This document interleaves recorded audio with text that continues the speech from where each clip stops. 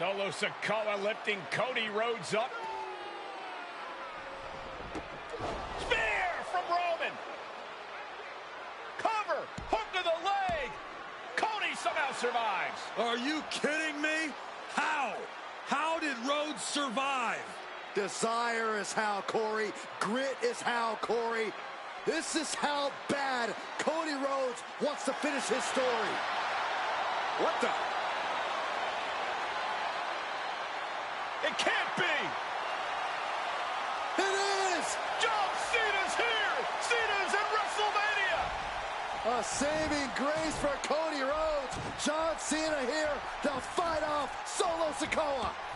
Solo sent crashing to the outside, courtesy of the franchise.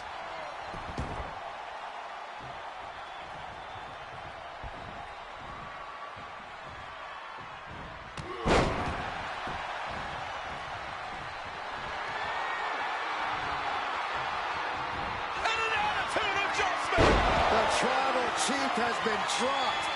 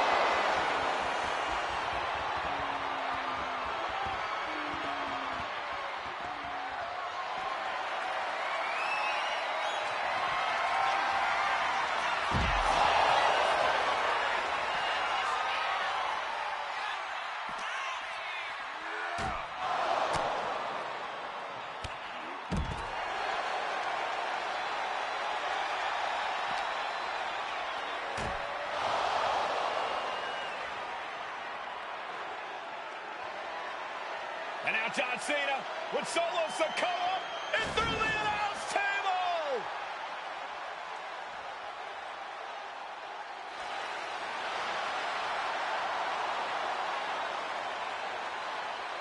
Oh, hold on, guys. Hold on.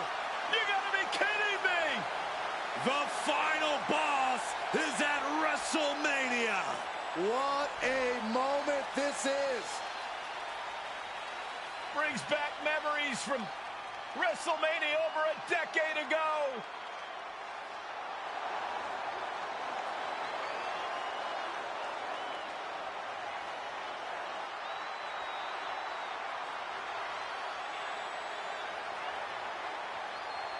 Now this is a WrestleMania moment. Rock and Cena face to face, feeding off the electricity of this crowd. This is absolutely surreal.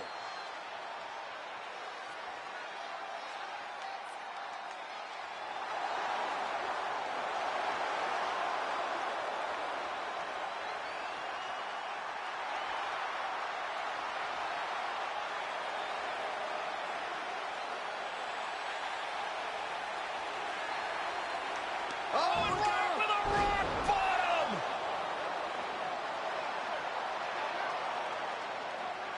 The final boss strikes, and Cena is down. And now The Rock taking off the Mama Rhodes weight belt, and he's going to use it against Cody. What? Oh. No way. No way. Guys? What is going on here?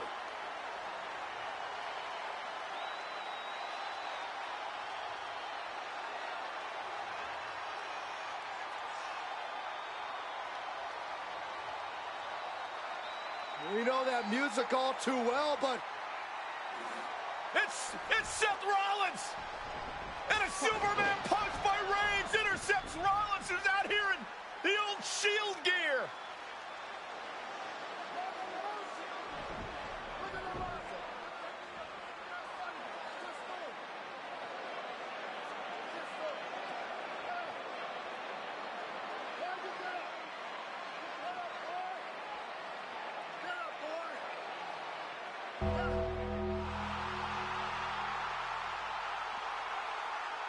Now what?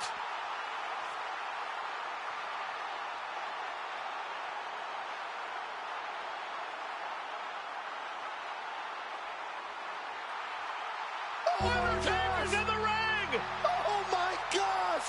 The Great One face to face with the Reaper at WrestleMania.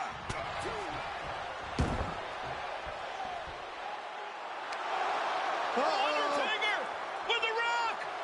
Choke slam! The Undertaker's back in WrestleMania! Unreal!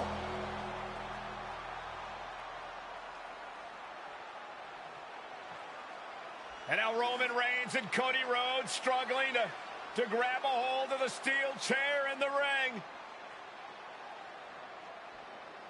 Both men struggling to their feet. Roman beats Cody Rhodes. And this could be disastrous for the American Nightmare.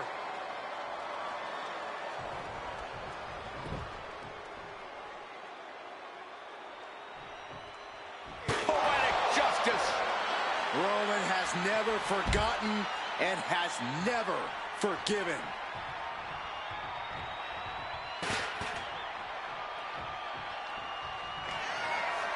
Roman Reigns setting up, looking for the spear to put Cody away. No! Cody catches Roman. Crossroads. And another crossroads. Looking for the trifecta now. Finish the story. Everybody seems to think that WrestleMania 40 was the night the Bloodline ended. But anyone who knows us knows that it's going to take more than one bad night to bring us down. If anything, we're just getting started.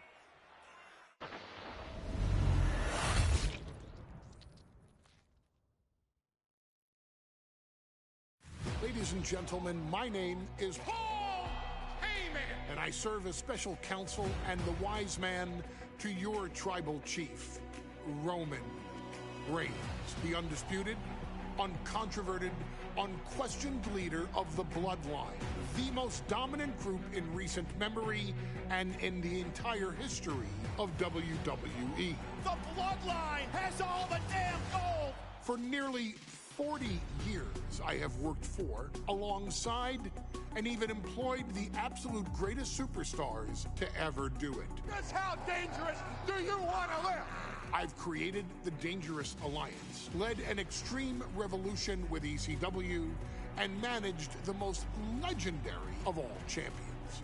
And for me, none of that compares to the relationship I've built with the Anoa'i, Fatu, and Maivia families, the triumvirate that composes this dynasty that we know more colloquially as the Bloodline. My time with this family goes back 40 years. I've led them into battle, strategized with them, and have watched their children grow into top-tier superstars who have also created their own impressive legacies. And so it is my great honor to serve as your host for the WWE 2K25 showcase featuring a dynasty like no other, the Bloodline. When you look at this incredible family tree, this is proof that there is only one royal family in professional wrestling, bound by blood. A blood bond forged between High Chief Peter Maivia and Amatua Anai Anoa'i, the father of Afa and Sika, the wild Samoans, created a force that has dominated professional wrestling for over 5 decades. An elite collection boasting names like the Wild Samoans, Afa and Sika, as well as The Rock, Rikishi, Umaga, Yokozuna, Nia Jax, Jimmy and Jey Uso, Solo Sikoa, Jacob Fatu, and of course, your tribal chief, Roman Reigns. They've owned championships, filled arenas, packed stadiums, broken box office records, years and decades of dedication to the craft, perfecting their art with each passing generation, ultimately leading us to right here, right now, with the Bloodline having dominated WWE for the last half-decade. As your humble wise man, it is my duty to take you through some of the most ferocious battles featuring the greatest warriors in the family. Not everything goes according to plan, and this year we're going to give you a chance to right the historical wrongs and change history to bring more glory to the Bloodline. It's our showcase, after all. Honestly, their only real competition is themselves. Acknowledge me! All of this fighting amongst each other, this constant power struggle, I won't let all of that ruin this moment. Because it's not just about Solo Sikoa or Roman Reigns. It's not just about the Usos. It's about every single member of their family that came before them, who built the lineage, and who made them into the superstars that they've become today. It's been said elsewhere that wrestling has more than one royal family. That's undeniably true. Also undeniably true is that for all of those other families, there's only one Bloodline dynasty.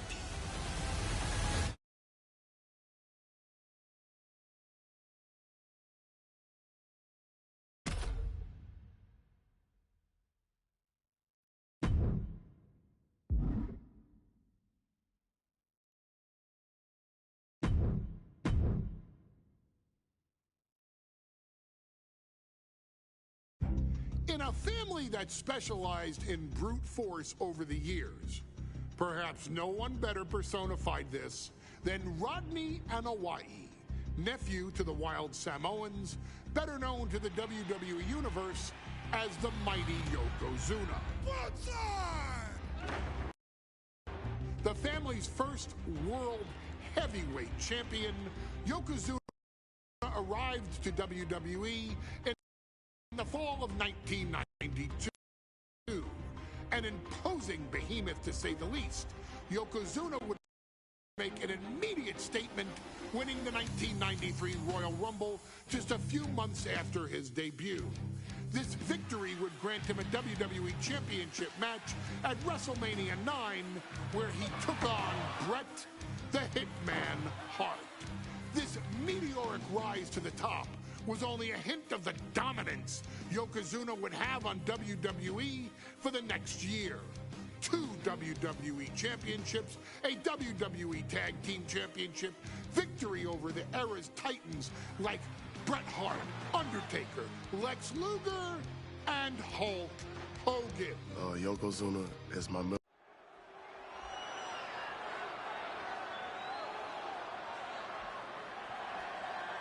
Ladies and gentlemen, this is an event of international magnitude. Photographers from around the world as they are documenting Yokozuna's every move. Coming down the aisle with Mr. Fuji is the champion from Polynesia Islands, weighing 550 pounds, Yokozuna! One thing, Corey, he's 550.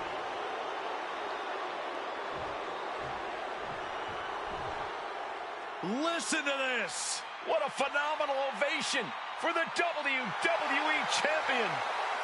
His opponent coming down the aisle with his... Intensity on the face of the champion. Challenger.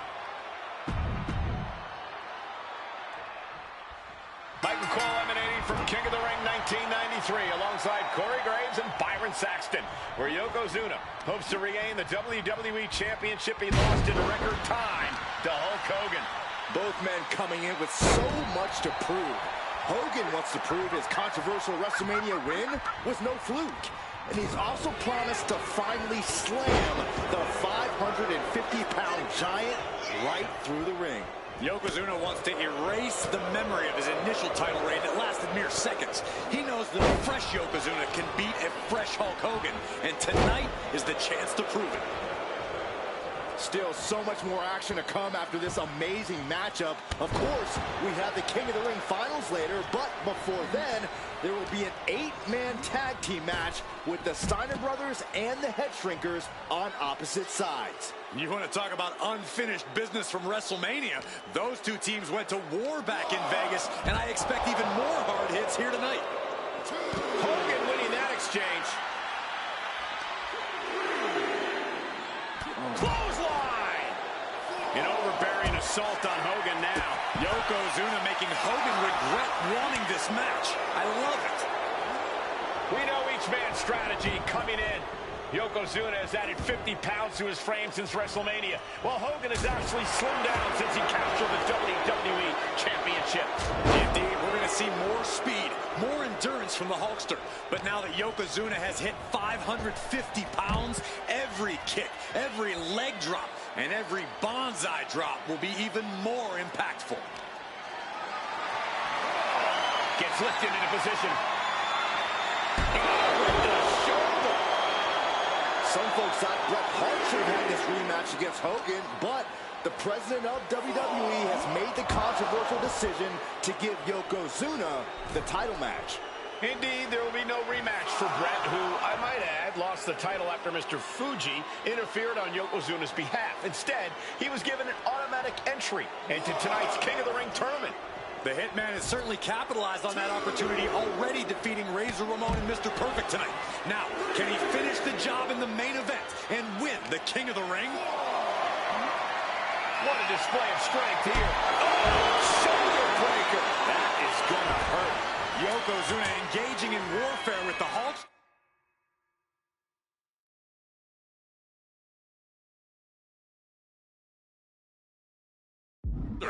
The Giant knows this may be his last chance at the WWE Championship.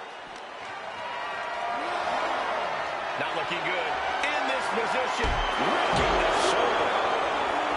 This is an event of international magnitude. Byron, photographers from around the world, including a large contingent from Japan, are documenting Yokozuna's every move.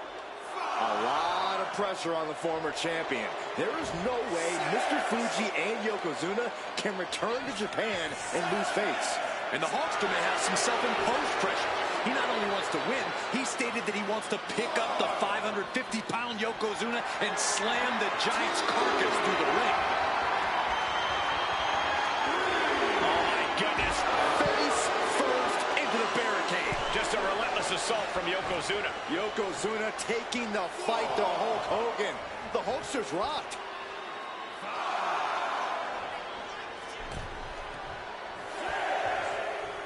Oh my God, stopped dead in their tracks. Right to the chest.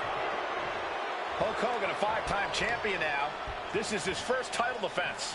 The Hulkster has spent the last 2 months in Hollywood due to prior commitments, but you've got to understand that Hulk never expected to be WWE champion coming out of WrestleMania. Well, now that Hogan has emerged from his paradise, the gravity of this situation with Yokozuna is going to hit him like thunder. Rimmed it into the pin, title on the line. Still a ways to go in this match based on that. Raking the face. Well-placed elbow to break up the maneuver.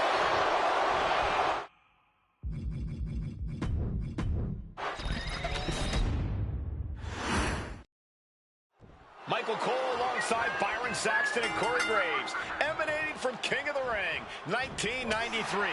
Yokozuna is fuming over his embarrassing WrestleMania loss to Hulk Hogan. Now, Yokozuna has vowed to reclaim the WWE Championship and wipe Hulkamania off the map. Indeed, the last time these two shared a ring, it was disastrous for Yokozuna. Mr. Fuji issued a challenge to Hogan on behalf of his client.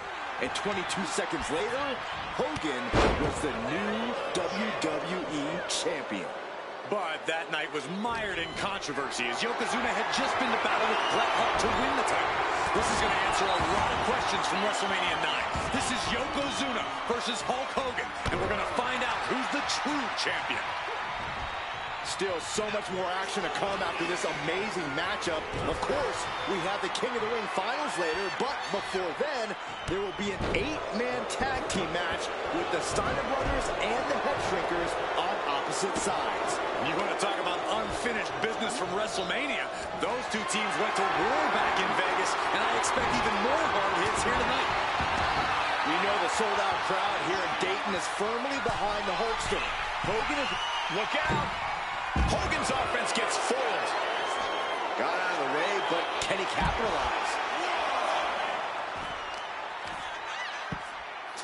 Oh, my goodness. Ah, what a smash. That is just insulting. Holy, meet the barricade. Oh, that hurt. Hulk Hogan, a 5-time champion now. This is his first title defense. The Hulkster has spent the last 2 months in Hollywood due to prior commitments, but you've got to understand that Hulk never expected to be WWE Champion coming out of WrestleMania. Well, now that Hogan has emerged from his paradise, the gravity of this situation with Yokozuna is going to hit him like thunder.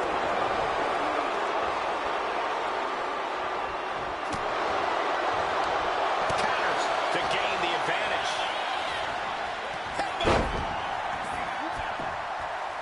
A big boot by the Hulkster. The champion into the pin. He gets the kick out after the one.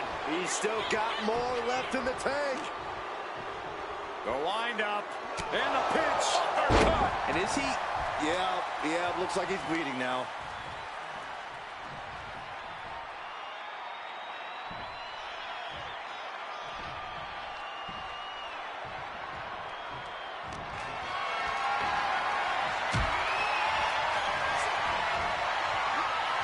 Hulkster with a big scoop slam, and here it comes. Perfect execution by the champion. And straight into the pin attempt. There's two. Hogan did it. He's still the WWE Champion. And the Hulkster just slayed the biggest giant ever. WWE Champion,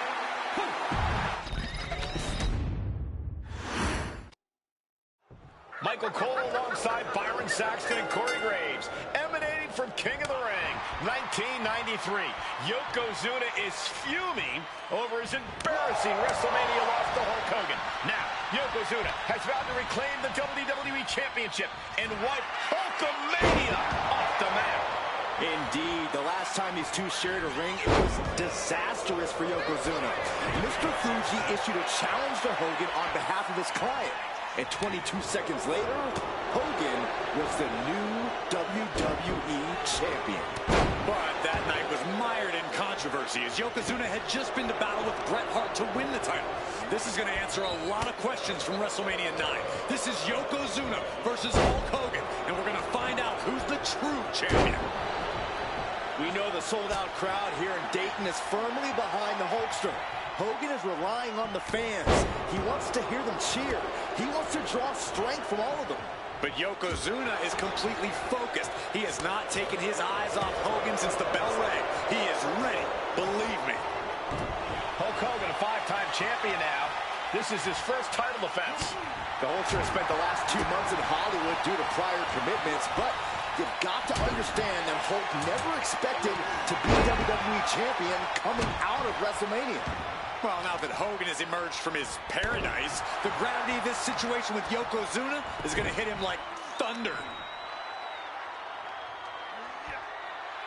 So much torque on the knee and ankle. Oh!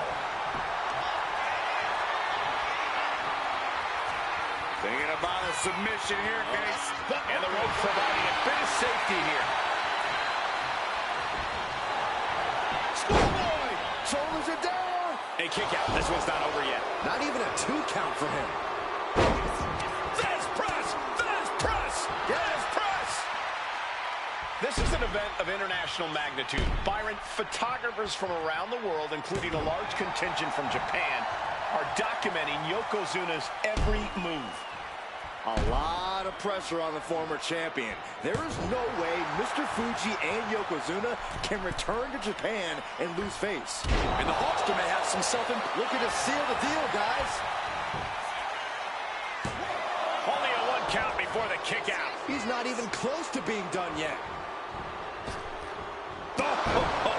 foot meet face. Just a continuous rush on Yokozuna here. Hulk Hogan chipping away against... Here we go for the championship. Kick out and the title fight continues. How?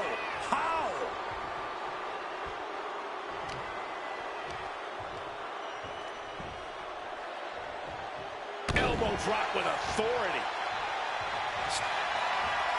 Hogan looking to end this. Jumps away. That could be enough to continue the reign. 2. A kick out. I don't believe it. How did the challengers survive that? By the skin of their teeth. And don't expect the champ to start going easy on him now. Hogan's got to be looking deep in himself, asking what will it take to get that 3 count. And Saul was coming there. Into the ring again now.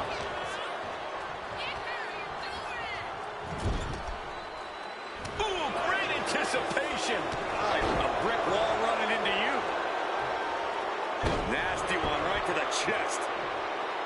Some folks thought Bret Hart should have had this rematch against Hogan, but the president of WWE has made the controversial decision to give Yokozuna the title match. Indeed, there will be no rematch for Bret, who, I might add, lost the title after Mr. Fuji interfered on Yokozuna's behalf. Instead, he was given an automatic entry into tonight's King of the Ring tournament. The Hitman has certainly capitalized on that opportunity, already defeating Razor Ramon and Mr. Perfect tonight. Now, can he finish the job in the main event and win the King of the Ring?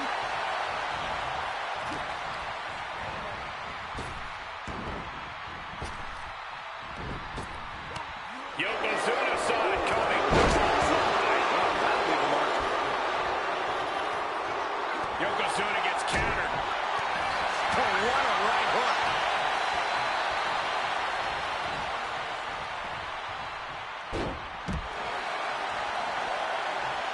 Hogan lining him up from the top. From the top. Oh, crash and burn. I don't care who you are. You're not the same after suffering a crash landing like that. Driven into the barricade. Oh, look at the squeeze. It's on like a vice grip. Oh, that just looks nasty. Unbelievable. Hogan landing some big-time moves on Yokozuna. But can he keep the 550-pound giant down for the count? He's got to make some moves here or suffer the countout. He'll take things into the ring. Moves from the ring to the outside. 2. The wind up.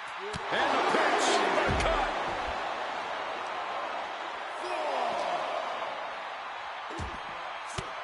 5. Uses an elbow to disrupt that. Strong impact. Reaching the end of the official's count. Come on. Let's not end things like this. And he now slides back into the ring. Making a timely return to the ring.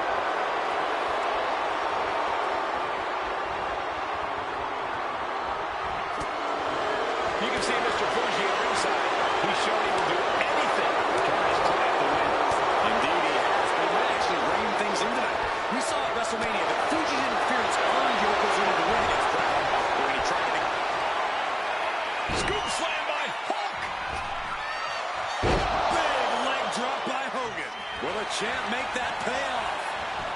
And going for the pin. Hogan did it. He's still the WWE champion. And the Hulkster just slayed the winner of this biggest giant ever. WWE Champion, Hulk Hogan!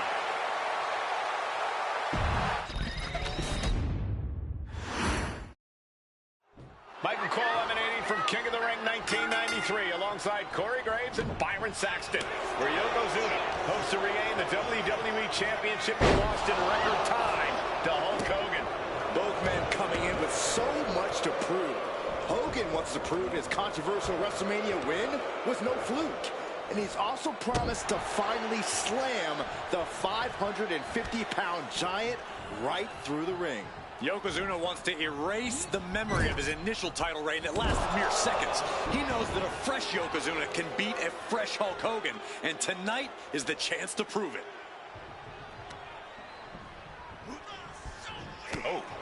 Still so much more action to come after this amazing matchup. Of course, we have the King of the Ring finals later, but before then, there will be an 8-man tag team match with the Steiner brothers and the Head Shrinkers on opposite sides. You want to talk about unfinished business from WrestleMania? Those two teams went to war back in Vegas, and I expect even more hard hits here tonight. We know the sold-out crowd here in Dayton is firmly behind the Hulkster. Hogan is relying on the fans. He wants to hear them cheer. He wants to draw strength from all of them. But Yokozuna is completely focused. He has not taken his eyes off Hogan since the bell rang. He is ready, believe me. And Yokozuna just loves backing Hogan into a corner like this.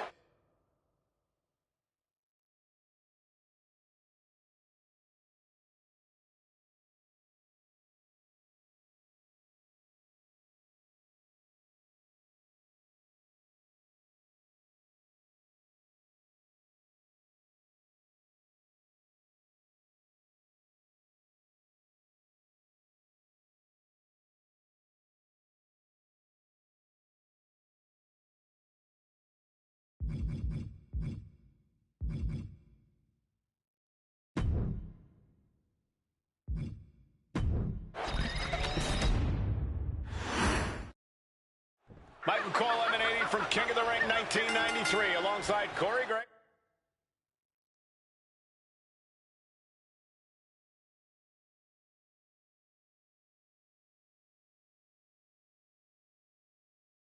And Byron Saxton, where Yokozuna hopes to regain the WWE Championship he lost in record time to Hulk Hogan.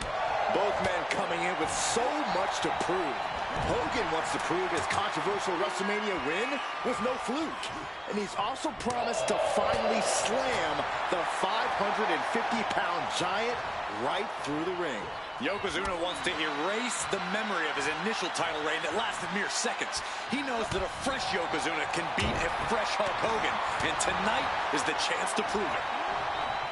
This is an event of international magnitude. Byron, photographers from around the world, including a large contingent from Japan, are documenting Yokozuna's every move.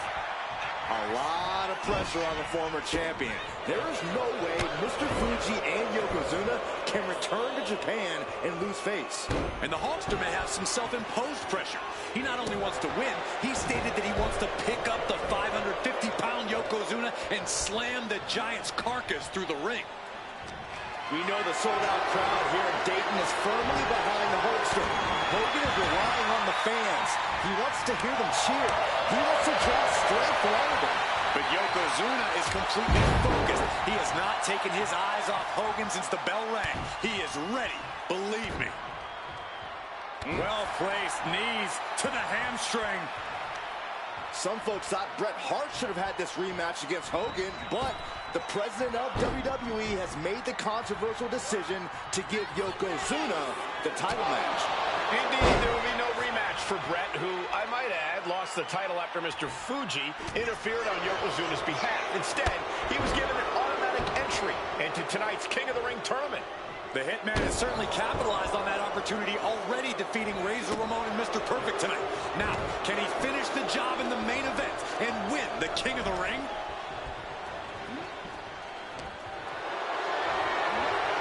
Calculating the next move here.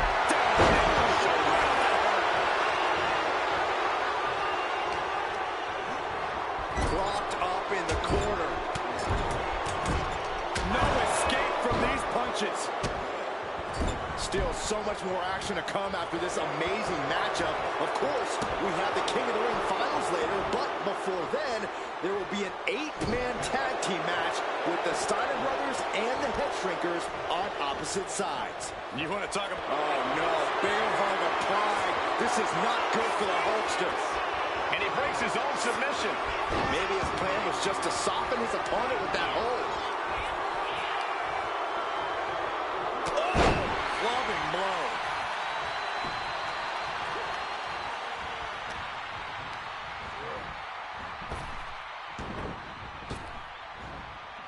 What a hip toss. The Hulkster picking his spots and targeting Yokozuna. Exactly what he planned to do to wear down the big man.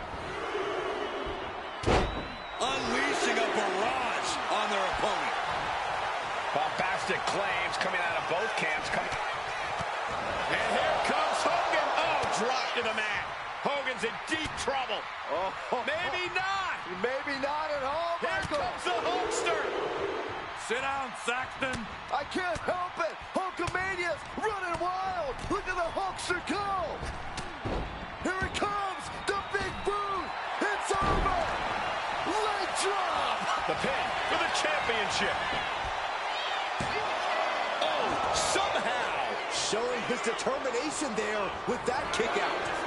And Hogan with the big... The champ is going for the cover. Kicks out. He still has life. I didn't think we'd see a kick out there. There's a slam. We know what comes next. He's able to counter that. You can see Mr. Fuji at ringside.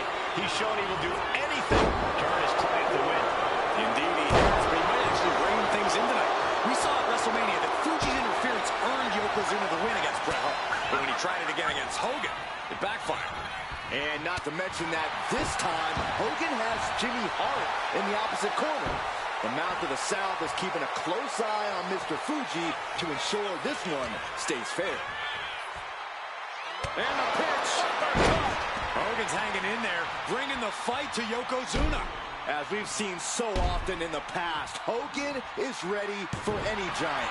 And it looks like they have no problem bending the rules there.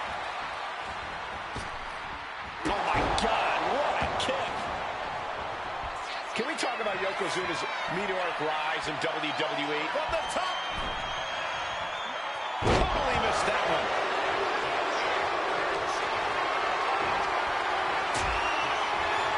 What a counter. Carving across the face. And the pitch. And Hogan continuing the charge. Hulk Hogan chipping away against the giant Yokozuna. Point of the elbow, nailed it. Takes their breath out. Effective counter.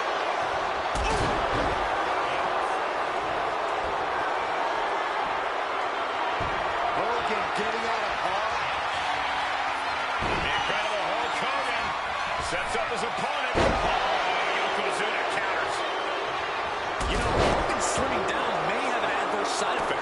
Yokozuna can wrench those holds in around the Hulkster's waist now.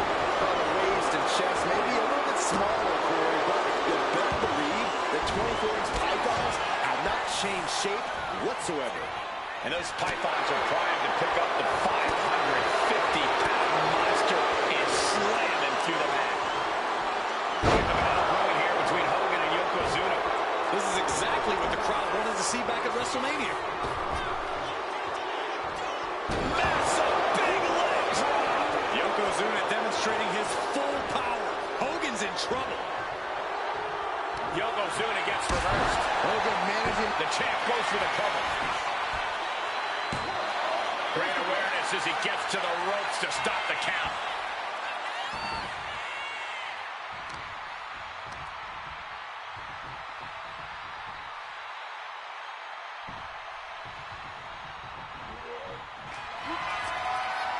Scoop slam by Hogan. And here comes the patent. He connects with a counter. As we get deep into this match, you have to be impressed by a man the size of... Yoko says this one's over. Standing bonsai drop. The challenger comes up big. Yoko says this one's over. The challenger clearing a path to the title. A big shot.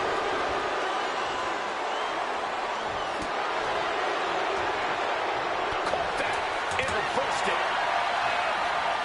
Here we go. It's popping off. Giving up now is not an option. They have to finish this. It looks like we've got ourselves a brawl here. Two titans trading strikes and refusing to back down. Ooh. They are emptying their tanks, going back and forth like this. The WWE Universe can't believe what these Warriors are doing to one another. Everyone's fired up. What a battle. Yoko says this one's over. I hope you like pancakes. It just got as bad as it could for the champ.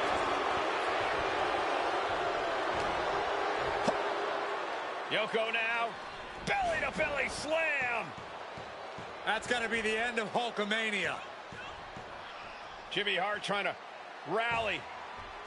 And a kick out by Hogan with authority. Hulk Hogan's not done yet. Hulk Hogan is coming alive. Yokozuna back to his feet. Big chop to Hogan. And Hogan's starting to hulk up here. How many times have we seen this over the years? These massive strikes from Yokozuna having absolutely no effect on Hogan. Hogan fired up. Hogan's ready to go. Hogan feeding off the energy of all the Hulkamaniacs. And here comes Hulk. And Yokozuna being backed up to the ropes. Big boot. I can't believe Yokozuna's still standing. Hogan continuing to pour on the offense. A second big boot, but Yoko still on his feet. Don't let up, Hulkster. Keep swinging, keep firing away.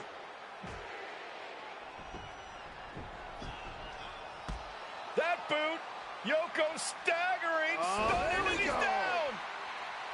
Drop the leg, Hogan. Drop the leg. Hogan, leg drop. Here's the cover on Yoko, who kicked out of the leg drop. What? Get Mr. Fuji out of there. Hogan feeding off the energy. Wait a minute. What is that photographer doing on the apron? There's a match going on. What the heck? What was that? What in the world just happened here? Oh, no. That's the kind of athleticism opponents do not expect to see from Yokozuna. A man his size shouldn't move like that, Saxton, but Yokozuna, he's one of a kind. Punishing boot cover for the championship. Title match stays alive. I am shaking my head in disbelief over how he managed to get the shoulder up.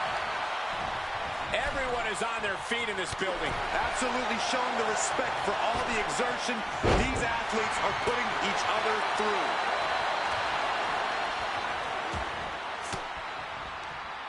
Elbow throw, saying not today.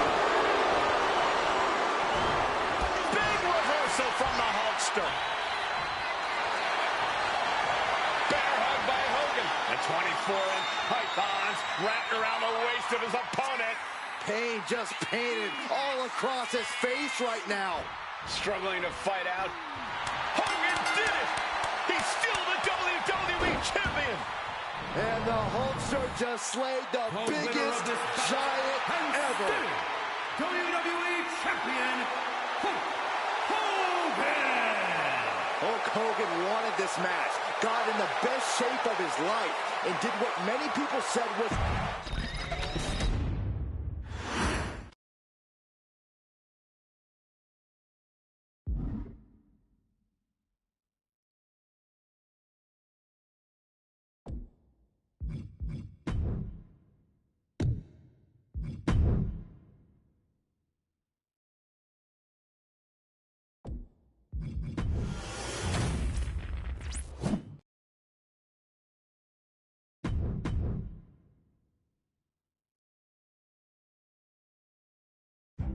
In a family that specialized in brute force over the years, perhaps no one better personified this than Rodney Anawai, nephew to the Wild Samoans, better known to the WWE Universe as the mighty Yokozuna. The family's first world heavyweight champion, Yokozuna arrived to WWE in the fall of 1992. An imposing behemoth, to say the least.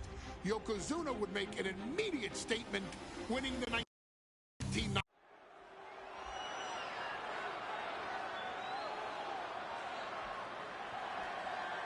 Ladies and gentlemen, this is an event.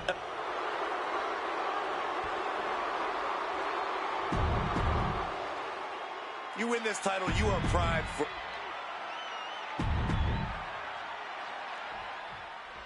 Michael Cole alongside Byron Saxton and Corey Graves, emanating from King of the Ring, 1993. Yokozuna is fuming over his embarrassing WrestleMania loss to Hulk Hogan. Now, Yokozuna has vowed to reclaim the WWE Championship and wipe Hulkamania off the map. Indeed, the last time these two shared a ring, it was disastrous for Yokozuna. Mr. Fuji issued a challenge to Hogan on behalf of his client. And 22 seconds later, Hogan was the new WWE champion. But that night was mired in controversy as Yokozuna had just been to battle with Bret Hart to win the title. This is going to answer a lot of questions from WrestleMania 9. This is Yokozuna versus Hulk Hogan, and we're going to find out who's the true champion. Hulk Hogan, a five-time champion now. This is his first title defense. The Hulkster spent the last 2 months in Hollywood due to prior commitments, but you've got to understand that Hulk never expected to be WWE champion coming out of WrestleMania. Well, now that Hogan has emerged from his paradise, the gravity of this situation with Yokozuna is going to hit him like thunder. Put in the corner now. Oh, he had that scouted. And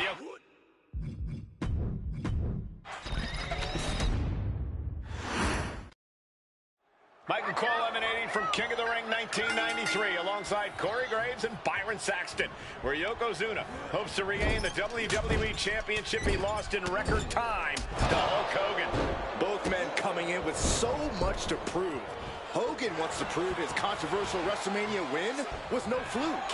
And he's also promised to finally slam the 550-pound giant right through the ring. Yokozuna wants to erase the memory of his initial title reign that lasted mere seconds. He knows that a fresh Yokozuna can beat a fresh Hulk Hogan, and tonight is the chance to prove it. Hulk Hogan, a five-time champion now. This is his first title defense. The Hulkster spent the last 2 months in Hollywood due to prior commitments, but you've got to understand that Hulk never expected to be WWE champion coming out of WrestleMania. Well, now that Hogan has emerged from his paradise, the gravity of this situation with Yokozuna is going to hit him like thunder. Ouch. Uh-oh. Has to find a way out of this.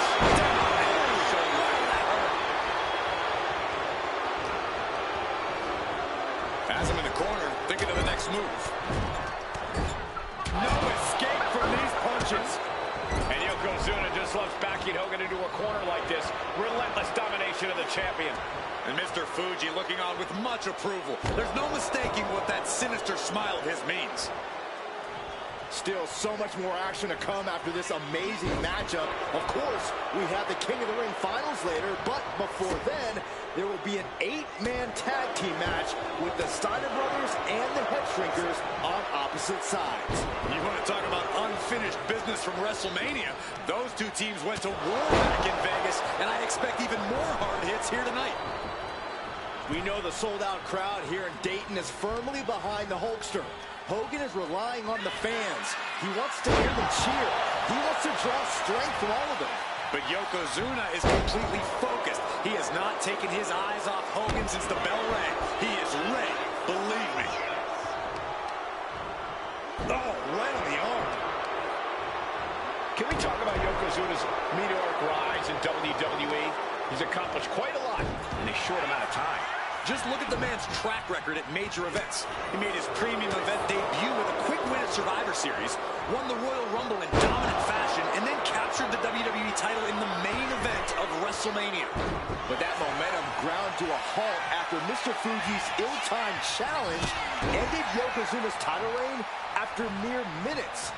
Yokozuna needs to get back on top with a win here tonight. With the counter. We're locked in reversals here. Neither competitor intimidated. Nice side headlock applied. Oh, a good measure. What are we going to see here? Hamstring crushing knee strikes. Repeated strikes.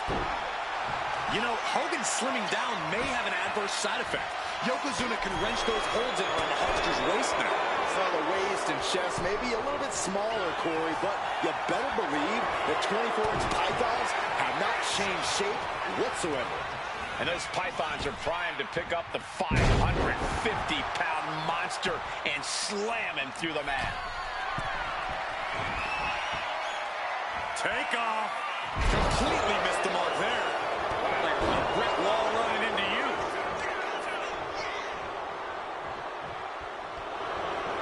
Caught with that sharp elbow. Oh, he cuts it off. Bombastic claims coming out of both camps coming into this one, gentlemen. Hogan has claimed in interviews that he will slam Yokozuna's carcass straight through the ring so hard that it will cause a worldwide earthquake. Meanwhile, Yokozuna... Oh, no. Bear hug applied. This is not good for the Hulkster. Yokozuna, he had it locked in. I didn't expect him to just let go. I don't know what he's thinking, but he needs to focus on the task at hand. Yoko now. Belly-to-belly slam. That's got to be the end of Hulkamania. Jimmy Hart trying to rally. And a kick out by Hogan with authority. Hulk Hogan's not done yet. Hulk Hogan is coming alive. Yokozuna back to his feet. Big chop to Hogan. And Hogan's starting to hulk up here. How many times have we seen this over the years? These massive strikes from Yokozuna having absolutely no effect on Hogan. Hogan fired up. Hogan's ready to go. Yokozuna on the move. Devastating leg drop. Yokozuna demonstrating his full power. Hogan's in trouble. Yoko says this one's over. Bonsai drop. Could that be enough to gain the title? 2 count. What a kick out at 2. What a display of stamina. The champ showing they are truly worthy of this title. Yoko says this one's over. Bonsai drop. We might see a new champion coming. 2. The reign continues. The champ kicks out. The title still hanging in the balance. Resilience of a champion on display. I don't think anyone inside this... bear hug, squeezing the breath out of them. The Hulkster in major trouble right now. Can Hogan hang on, or will the immortal... And Yokozuna is once again champion. I can't believe it. The winner of this bout, and new WWE Champion, Yokozuna. We have the official word. Yokozuna is indeed the new WWE Champion. We may have just witnessed the end of Hulkamania, gentlemen. There's no may about it, Cole. Yokozuna just conquered Hogan, and every newspaper in Japan is going to be filled with pictures of our new WWE Champion. Here in the heartland of America, the Hulk...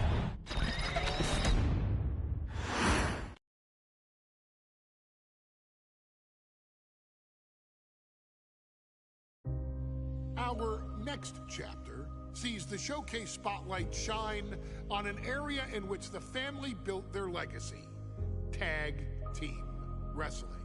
Starting with the Wild Samoans, Afa and Sika, all the way through to more recent champions like the Usos or Tama Tonga Osaka and Tonga Loa, this dynasty has always excelled in tag team competition, consistently showing an ability to dominate the division with a wide variety.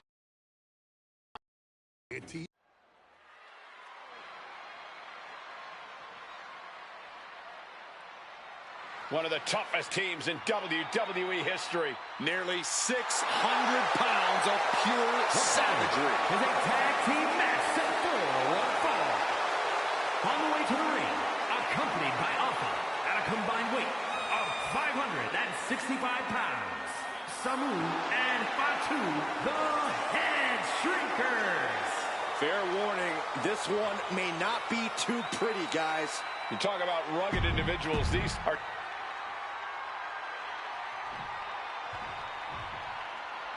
The Steiner brothers getting a tremendous ovation here in their first WrestleMania, and we'll see if they can carry on Michigan's winning ways. And their opponents, at a combined weight of 531 pounds, Rick and Scott, the Steiner brothers. The Steiner brothers are one of the most promising tag teams we've ever seen in WWE. But Samu and Fatu are looking to stomp out any of that promise right here at WrestleMania. Let me warn the WWE Universe right now. This is going to be a brutal match. Just two heavy-hitting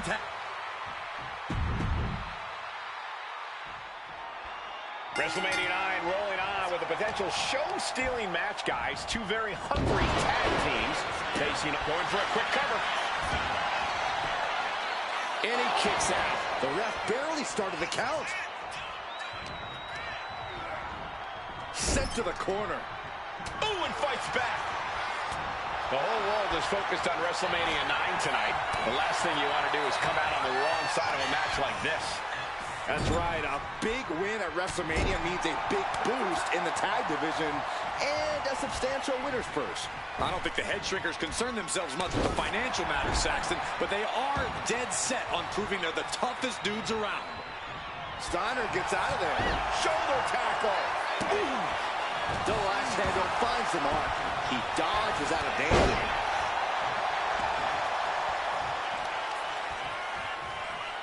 He decides. Jeez. It couldn't have felt good being chucked around like that.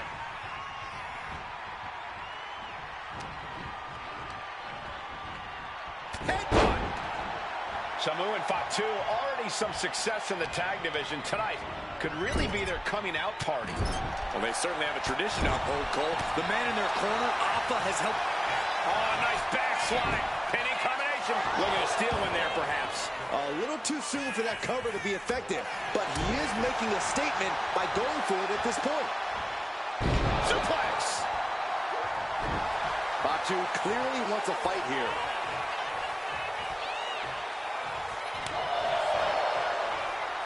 Inverted atomic drop. Ooh. Fatu finds the advantage. Got out of there at the perfect time. WrestleMania 9 shaping up to be a big night.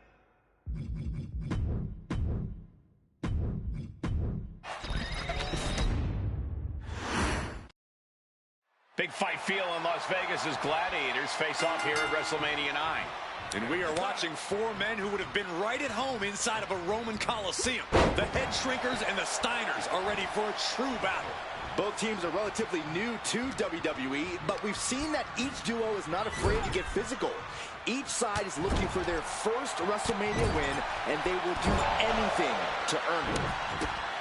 The Head Shrinkers accompanied at ringside by Alpha, but he's not the only tag team legend serving in a managerial role tonight. That's right, Michael. Just like Alpha, Mr. Fuji earned many WWE tag titles as a wrestler. But now, he's hoping to lead Yokozuna to the WWE Championship. And looking at all the top young talent in this ring, I see many other main event stars of the future that could follow the lineage of Yoko. Proof these superstars have done their homework. I've seen Samu and Fatu headbutt each other during matches. If they do that to their own flesh and blood, who knows what they'll do to the Steiners? It's just a byproduct of the brutal take-no-prisoners offense of the head shrinkers, Byron. These guys will bite, scratch, and claw their way to a win. Rulebook be damned. And with Rick and Scott coming from an amateur collegiate background, they might be a bit more hesitant to bend the rules. Hopefully the Steiners can adapt, and fast. Chops! Samu and Fatu, already some success in the tag division tonight. Could really be their coming out party. Well, they certainly have a tradition to uphold, Cole. The man in their corner, Alpha, has held the WWE tag titles on 3 occasions. And he's primed to bring the head shrinkers to the top as well. Getting set up in the corner now. Dueling headbutts. Fatu is imposing his will. Seeing some high-impact offense from Samu and Fatu thus far. I'm not sure the head shrinkers are even going for the victory. They just want to destroy the Steiners. Oh my gosh! With one hand! There's a lot of hard ways to land, but that might be the hardest. Aided cross body on the mark. WrestleMania 9 shaping up to be a big night in the tag division, guys.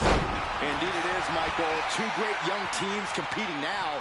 And later tonight, none other than Hulk Hogan will lead the Mega Maniacs against Money Inc. for the tag team titles. Odds makers in Nevada have the smart money on Hulk Hogan leaving Vegas with the gold tonight. Tagged into the action.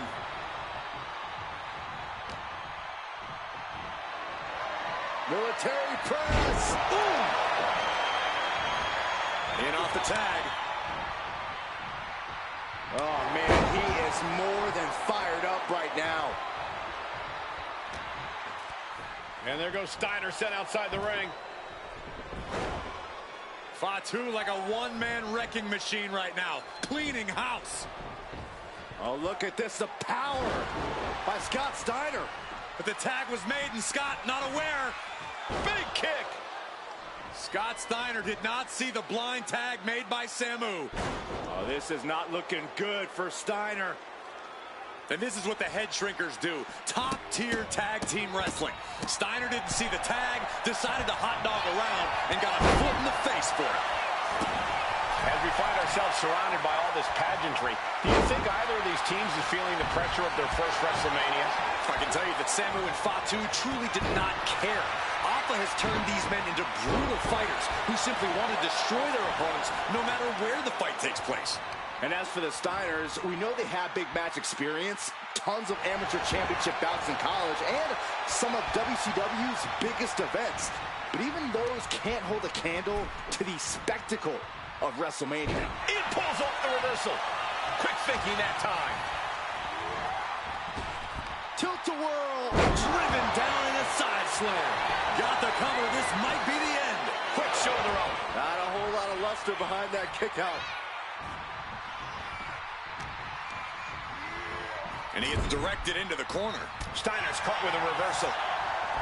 Before this match began, you heard the Steiners speak backstage. Scott saying, quote, "Me and my brother are going to go out with a game plan and do what we do best, and that's wrestle."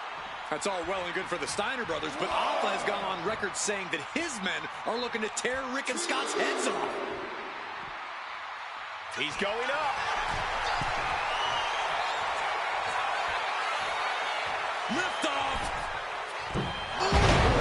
And all that Steiner muscle did him no good there. Yeah, Samu just ramped up his intensity. Look at this, just stop after stop after stop. Shoulder tackle. Ascending the ropes. Tag's made. Oh yeah, not waiting any longer to get in this. Dropped him with a big shoulder tackle. And we are really seeing the amazing skill sets of all 4 men in this tag team showcase. Well, we already knew about the brawling of the head shrinkers and the grappling of the Steiners, but men as big as these 4 behemoths should not be able to fly around the ring like they have thus far. It is made for an extremely tough act to follow, guys. Fatu is heading up top. Incoming! The cross connects! That's it. No way the Steiners come back now.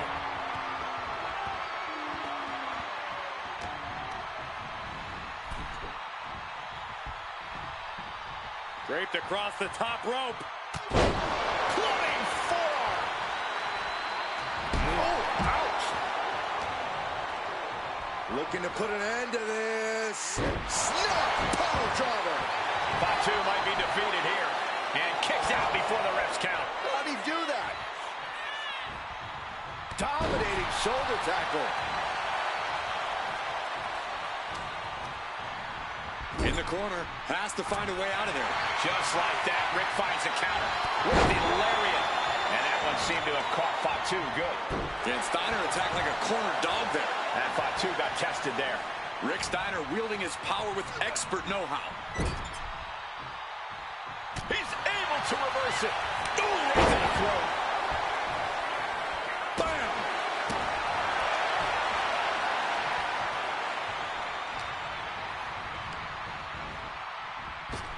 Clothesline! What impact!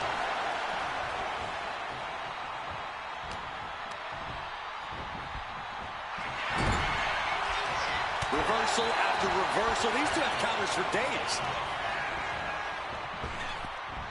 Hard landing.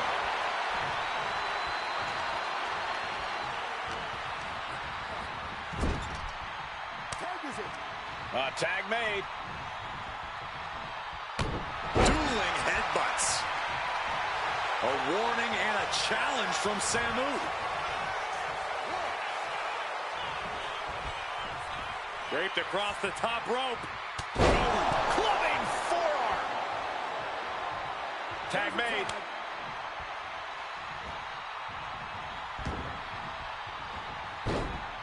Rick steers clear there. Oh, he's looking banged up here, guys. Oh, scattered that one. Oh. And he's tagging his partner in. Ooh, what an elbow. The barrage of elbows. Oh, repeated elbows in the corner. Ooh. Oh, you paid for that. High risk. Boom, what impact. Puts the boot to the midsection. What a headbutt.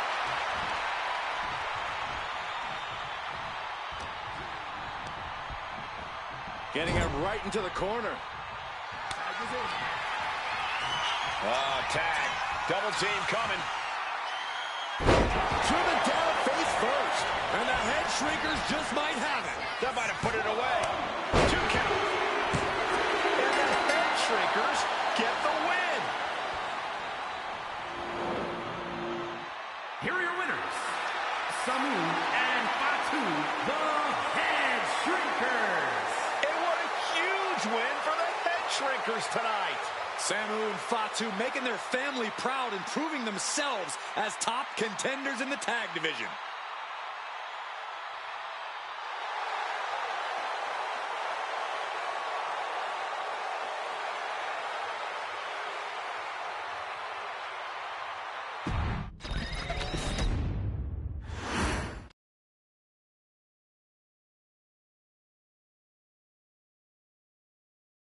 Hey, let's put this in the simplest of all terms. Dwayne "The Rock" Johnson is the biggest celebrity on the face of the planet today. Now, whether he's a blue chipper, the people's champion, or as we know him right now, the final boss, The Rock has always commanded all of the attention in the arena since the very first moment he made his WWE debut at the 1996 Survivor Series. Born into this business, The Rock would become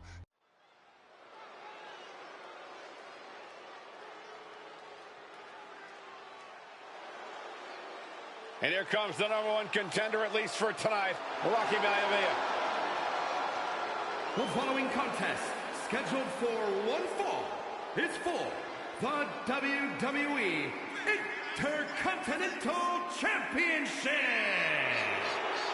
Making his way to the ring is the challenger from the South Pacific, weighing in at 275 pounds, Rocky Maivia. A blue chip talent with a bright future.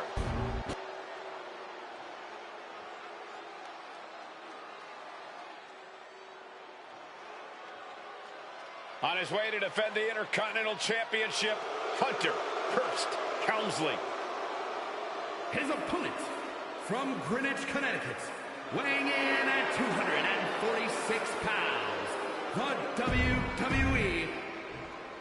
You can see it in the eyes of each individual. Only The Intercontinental title hangs in the balance. Tonight in a match between our refined champion, Hunter Hearst Helmsley, and the young challenger, Rocky Maivia.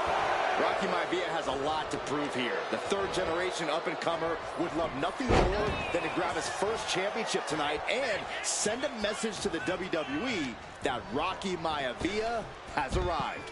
But Hunter Hearst Helmsley will do everything in his considerable power to stop that from happening. And as far as Helmsley is concerned, Maivia is barely even worth his time.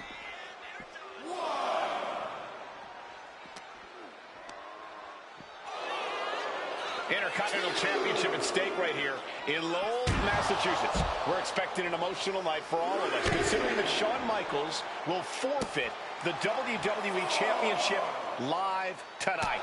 Yeah, I saw a very dejected HBK earlier today. I couldn't even get him to crack a smile at all. Well, that's just because no one's ever happy to see you, Saxton. Oh, goodness gracious.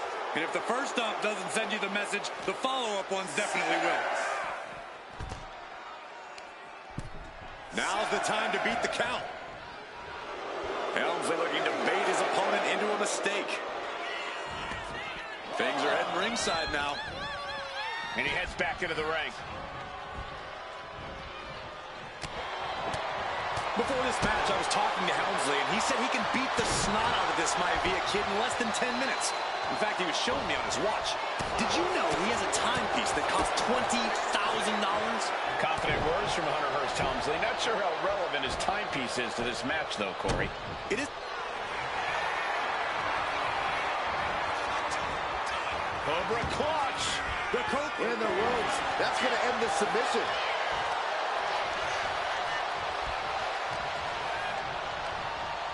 Oh, and he gets discarded out of the ring. And Rocky is delivering solid damage, but needs to remember to get Helmsley in the ring. The title can be won outside of the squared circle. Counters right back on Rocky. And we know Rocky doesn't have the same experience as Helmsley, and that could be a developing story as this match progresses. And this is where an experienced wrestler like Helmsley can take a young wrestler and pick him apart, take advantage, capitalize, and win.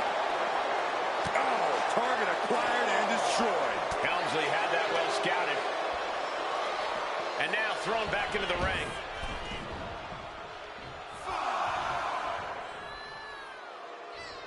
He counters with a great reversal. Effective.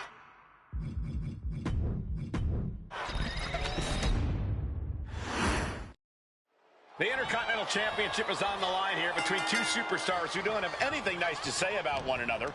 The challenger, Rocky Maivia, and our current champion, Hunter Hearst Helmsley. Well, Helmsley is our champion for a reason. He's a cut above the rest, a higher class of in-ring competitor. This Rocky Maivia guy should learn his place and respect his betters.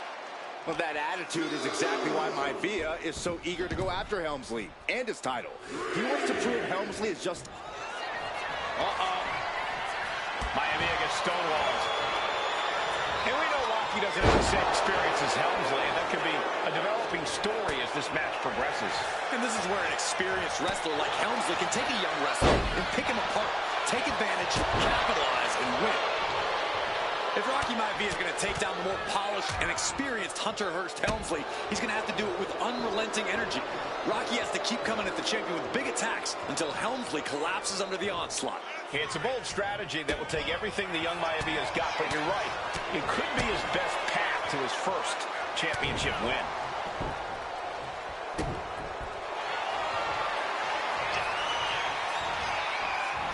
Cobra clutch cinched in. And he decides to let his opponent out of the hold. Might have felt like he was losing a grip and didn't want the opposition to counter out of the submission. And conspicuous by his absence is the butler of Hunter Hearst Helmsley, who has been intervening in matches as of late. Who knows if he might show up? Yeah, unfortunately, that's just another thing Maivia needs to worry about. Rocky has bigger problems in the ring, gentlemen. Biggest match he's ever had. Live, worldwide television. He's got to have a stomach full of butterflies. And a counter by Helmsley. Right to the kidneys from behind. Oh, right into a counter. Oh, stomping away.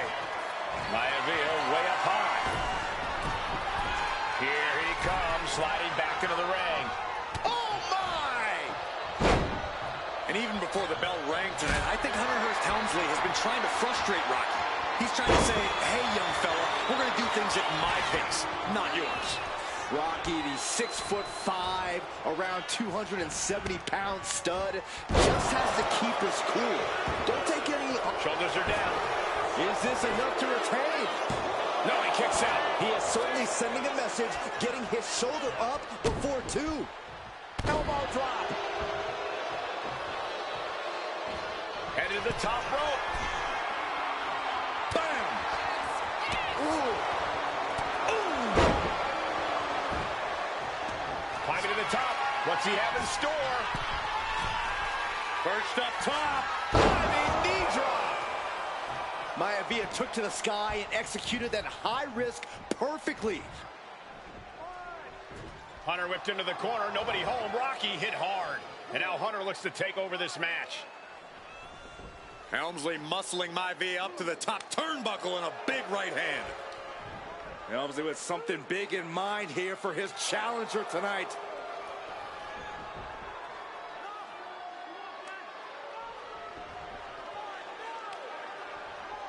Well, this is just blatant disrespect from the arrogant champion. Almost daring Rocky. Hey, you really want my title? You really think you're going to be Intercontinental Champion? Up to the top.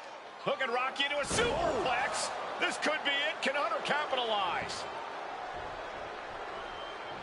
This could be it. Hook of the leg and a cover, and Rocky stays in it, getting his shoulder up.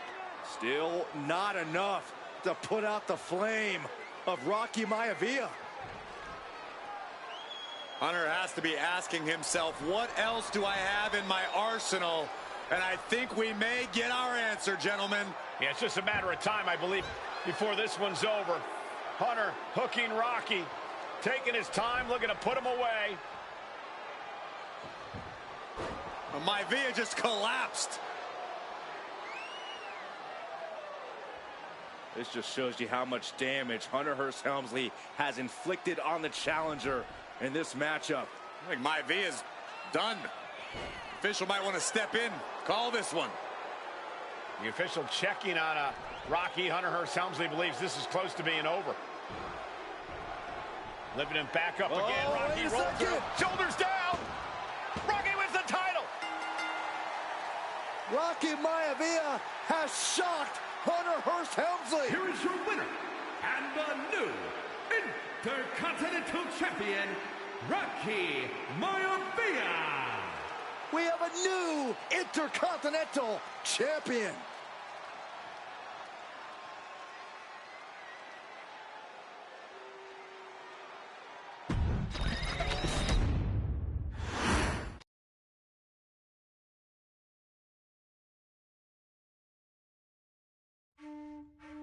In a family of elite combat athletes and top-tier performers, the final boss has always stood out, even when he was just a blue chipper. But there wouldn't be a final boss. There wouldn't even be a bloodline if it wasn't for The Rock's grandfather, the High Chief Peter Maivia. You can think of him as the first boss.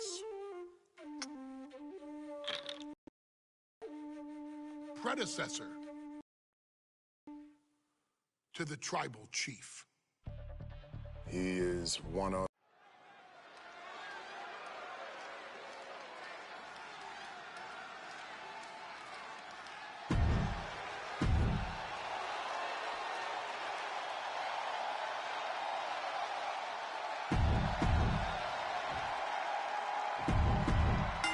Chief Peter Maivia taking on George the Animal Steel in a steel cage match. Quite a heated history between these two guys. Yeah, Michael, and I think it's because Maivia is one of the few superstars brave enough to take on the Animal. Most of their contests have ended in countouts or disqualifications. Thanks to the cage, we'll get a decisive victory in this one. Well, that really depends on if a cage can even contain them. Peter Maivia just rubbing it in now. Gentlemen, we've touched on the differences between Maivia and Steel as competitors. One man based on order, the other on chaos, but it's reflected in their looks, too. Indeed, Michael. Just look at the sculpted physique of the High Chief. And the tribal tattoos on his body are extremely intricate and definitely eye-catching. And Steel is, well, he's an ugly creature. Enough hair on his upper torso to classify as fur. Folds in his bald head. He's like a modern-day Neanderthal.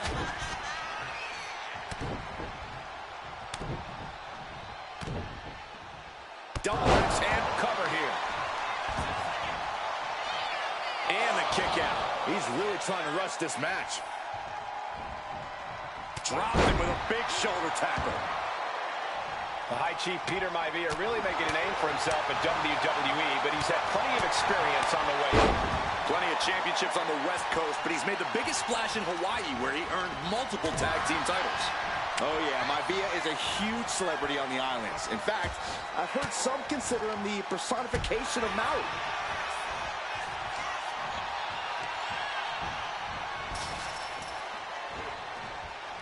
Oh, boom! Peter Maivia even more determined than ever now. Tremendous impact. Skull-crushing headbutt. And into the turnbuckle he goes.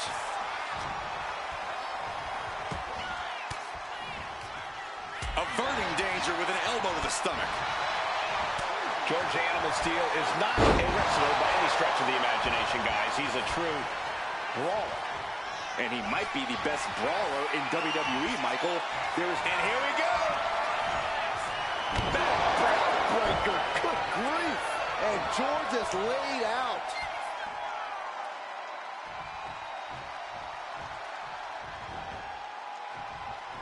Cuts the attack off. Crucial turnaround there because George was falling behind. But George has to push now while the window's open. Making a move, but is it the right moment?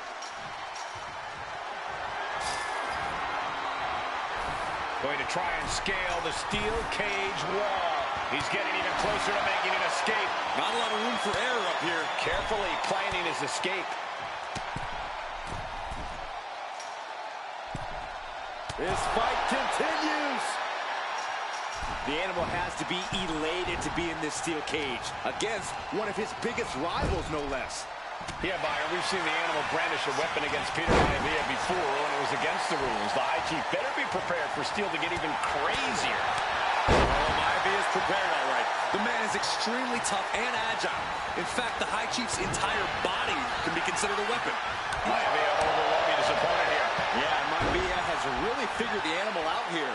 The Animal may be wounded prey at this point. The High Chief closing in on a successful hunt. What a headbutt. Measured up nicely. Fist drop. Using the cranium. Well, George has certainly seen better days. When a man like Peter Maivia signs up for a match with the Animal, he doesn't know what to expect, just to expect anything in the world. Peter Maivia knows full well that he's in for some unusual treatment tonight. In fact, Steel often has trouble finding opponents due to his erratic nature. But when it comes to competition, the High Chief wants to prove he's worthy of that name. Peter Maivia will take on any competitor, no matter the difficulty. Oh, man, thrown with such force, the whole ring is rattling. He's looking for yet another exclamation mark. Backbreaker. Maivia can taste it now. Able to fight Maivia off. And Steel isn't looking helpless anymore. This could be a good chance for Steel to get some distance and rethink things. George Animal Steel might be a bit of an underdog here. In fact, he lost a match by countout to the High Chief. In Steele's defense, I'm not sure he knows how to count exactly, or how to read a rule book. So he's got to be happy to be in this cage. Well, Maivia is called the High Chief in part because of his commanding presence in the ring. He's more than ready for what the animal will throw at him, even inside a cage.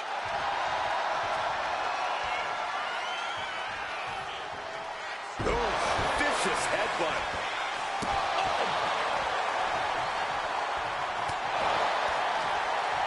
Big slam. Oh, man. Some folks call Peter Maivia the Flying Hawaiian, and the reasons are obvious for that moniker. But guys, how has he earned the other nickname of the High Chief? Measuring it up one more time. Boom, back first. Hold it out one more time. That has to do it.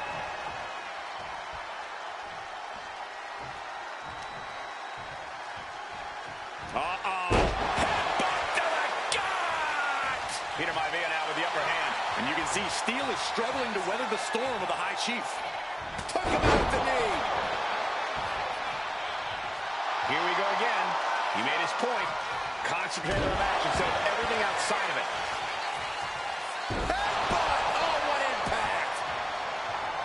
Oh, what a headbutt!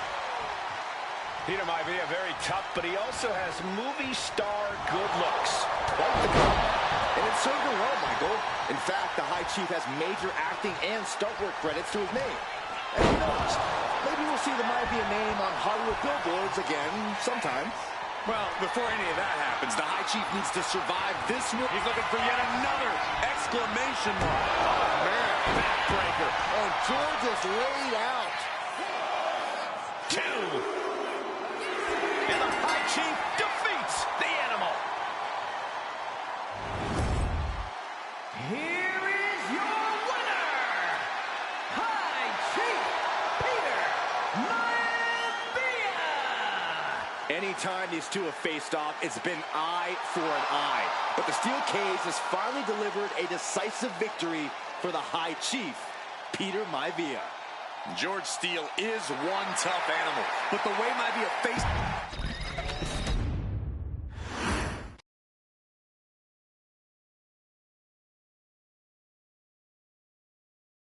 She's not like most girls.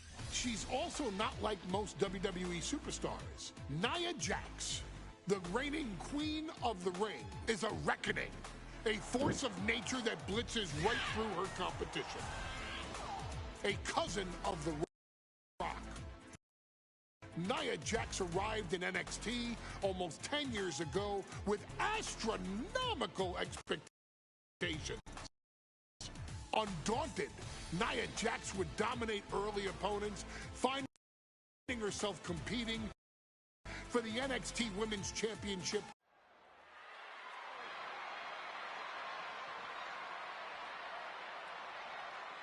And now a dark horse will face an unforgiving titan in hopes to don the crown. Lyra Valkyria versus Nia Jax in the Queen of the Ring Finals. The following is the final match in the Queen of the Ring Tournament. Introducing first, from San Diego, California, Nia Jax.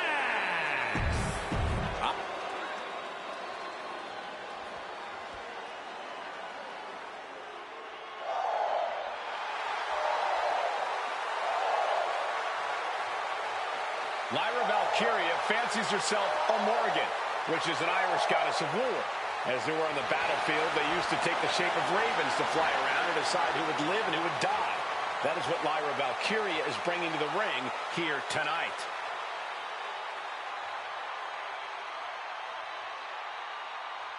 And her opponent, from Dublin, Ireland, Lyra Valkyria. Lyra Valkyria may have read a little too much fantasy in her day, and now is reality. Lyra Valkyria is about to go toe-to-toe with a real-life, fire-breathing dragon in the form of Nia Jax. Nia Jax, who's in the best physical...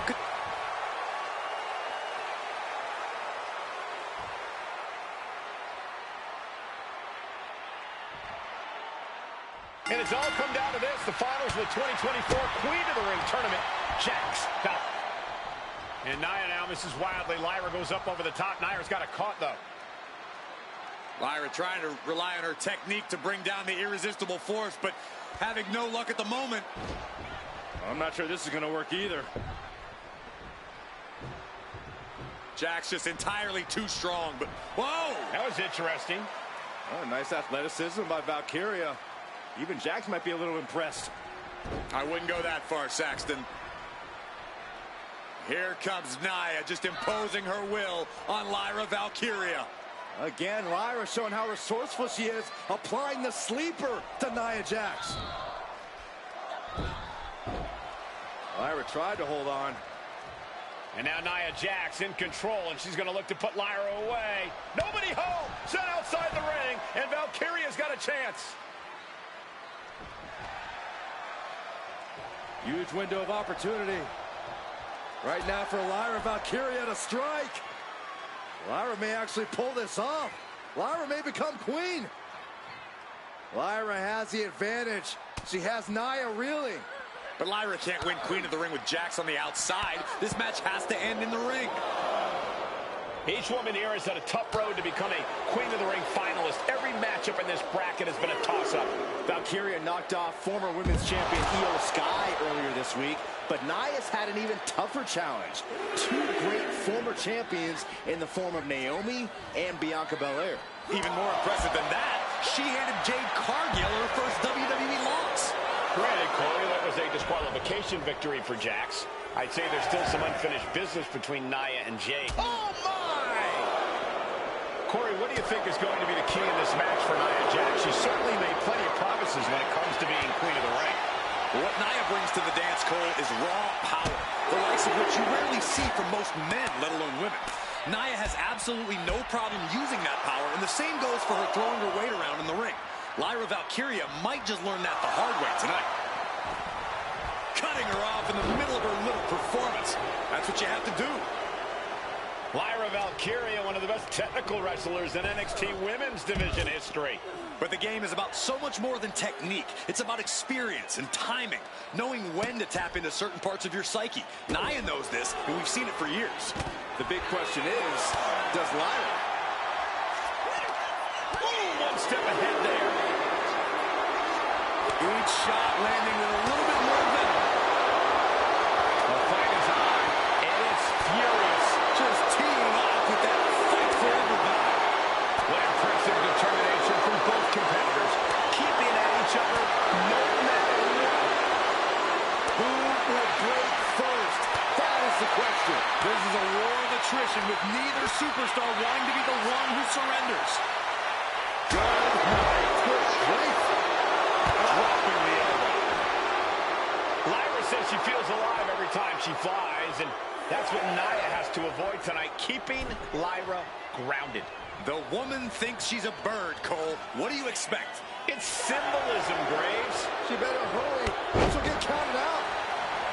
She's pumping herself up, reaching out for that burst of energy. Bam! She flipped that attack around. These two reaching a standstill with all these reversals. And at this point, Nia just punishing Lyra. This is exactly the pace the irresistible force likes. And a front slam.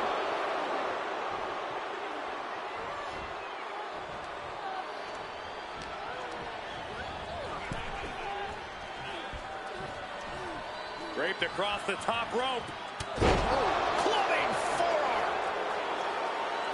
Many in the WWE Universe getting their first look at Lyra Valkyria.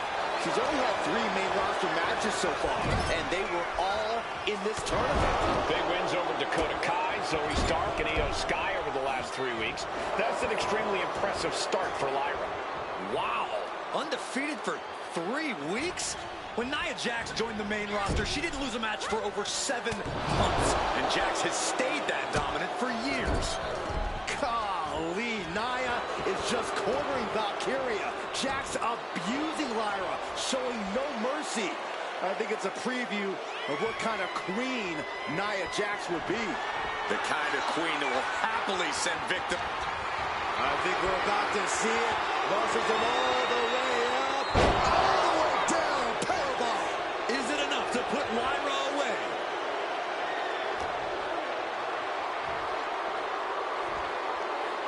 Textbook scoop slam. In just a matter of minutes, we'll have our second Queen of the Ring. The first, of course, being Zelina Vega. But you've got to believe that Zelina will want a shot whichever woman wins this. She beat her. Oh, look at this power. Look at this strength. Superhuman. Military press slam. What power. Complete dominance. Going straight for the body. Doing a little more softening up in the torso area. Feet tied up. Has to be feeling vulnerable here. Stuck in the tree of woe. They are doing whatever they please. Momentum clearly on the side of Nia Jax. Yeah, Nia is just buzzing right through Lyra here. Valkyria retaliates. There's so many moves at Nia's disposal that she can end this match with. For Lyra, not nearly as much. Yeah, I can't imagine it'll be easy for Valkyria to pick up Nia Jax and drop her with the Nightwing. Please, let's call the move by its real name. It's a Samoan driver. You think Nia Jax doesn't have the Samoan driver scouted? It's the Samoan driver.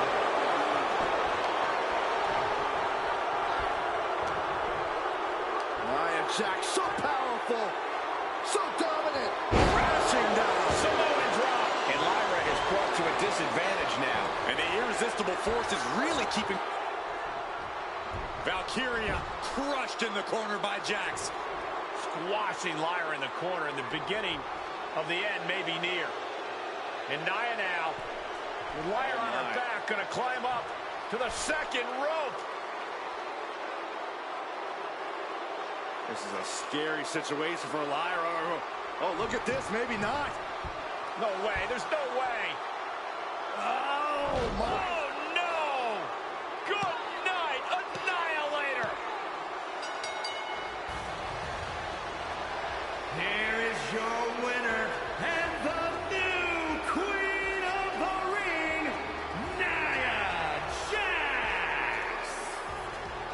What a victory to the brand new Queen of the Ring. Nia said she would do it, and she backed up her claims.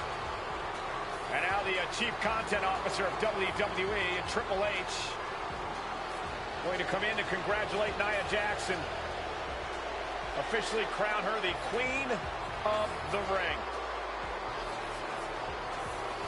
Absolute dominance by the new Queen.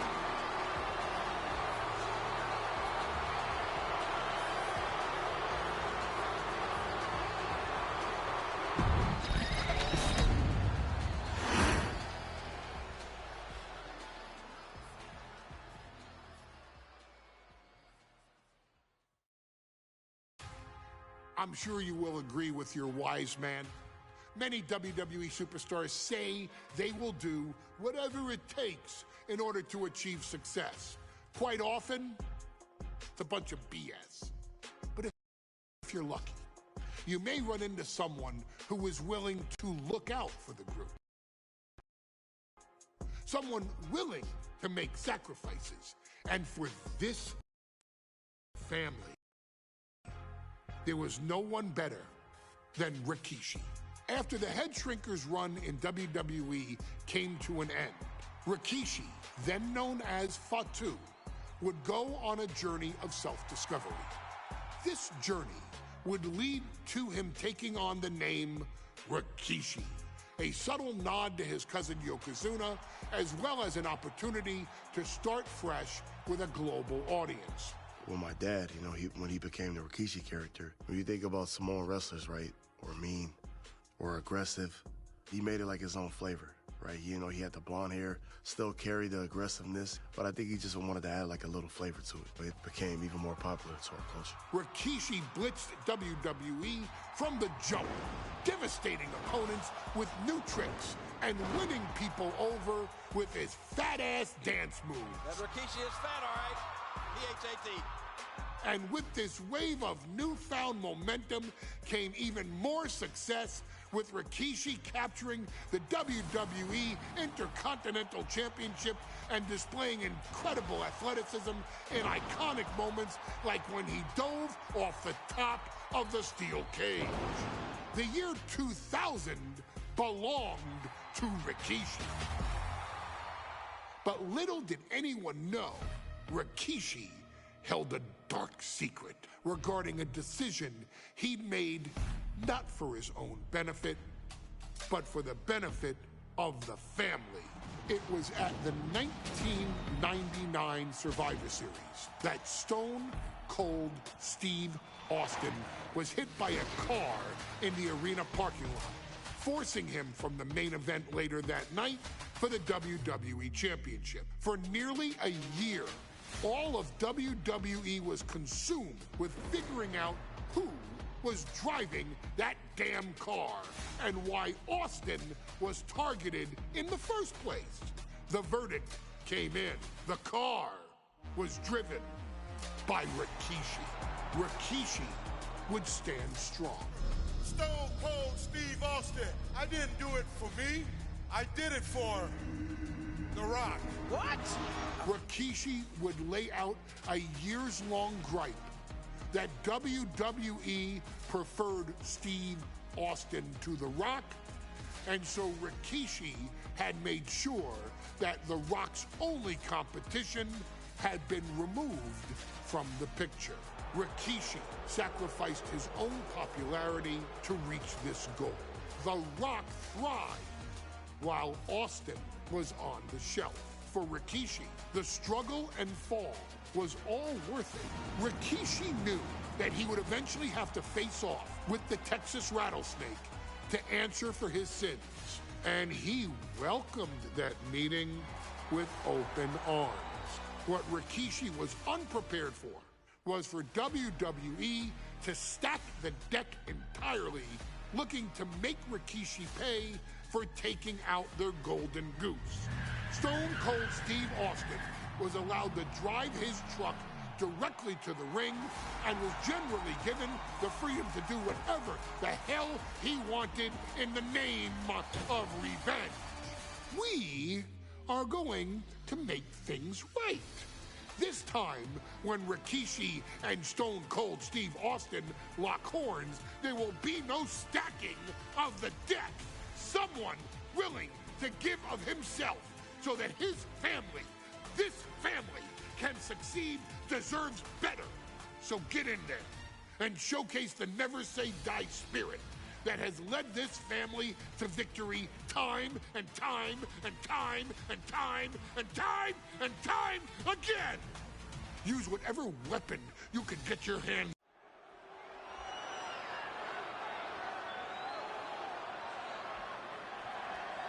Is it legal to not show up? Rikishi has brutalized Austin lately. Austin will be here, Byron. I just refuse to think anything else. The following contest is scheduled for one fall and is a no-holds-barred match. Introducing first, from the Isle of Samoa, weighing in at 424 pounds, Rikishi. We have learned more about Rikishi in the last couple of weeks than we knew about him his entire career here in WWE. He said he ran over Austin not for himself, but for The Rock.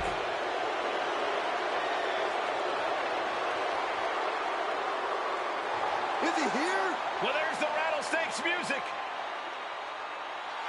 He's here. Austin's here. Stone Cold Steve Austin came here with no fear, no hesitation, just revenge.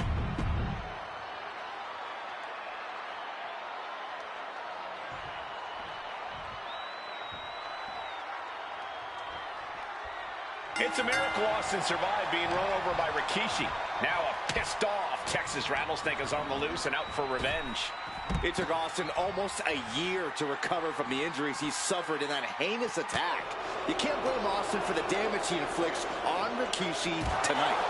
Byron, a lesser man wouldn't have survived. Stone Cold promised that Rikishi's days of walking above ground her over. This is no holds barred. Producing a trampling. And though The Rock wants nothing to do with this altercation, we have to mention the sadness Rikishi has brought to him. Rock might be innocent in this whole ordeal, but I feel that somewhere inside his soul, The Rock is happy with what Rikishi's done.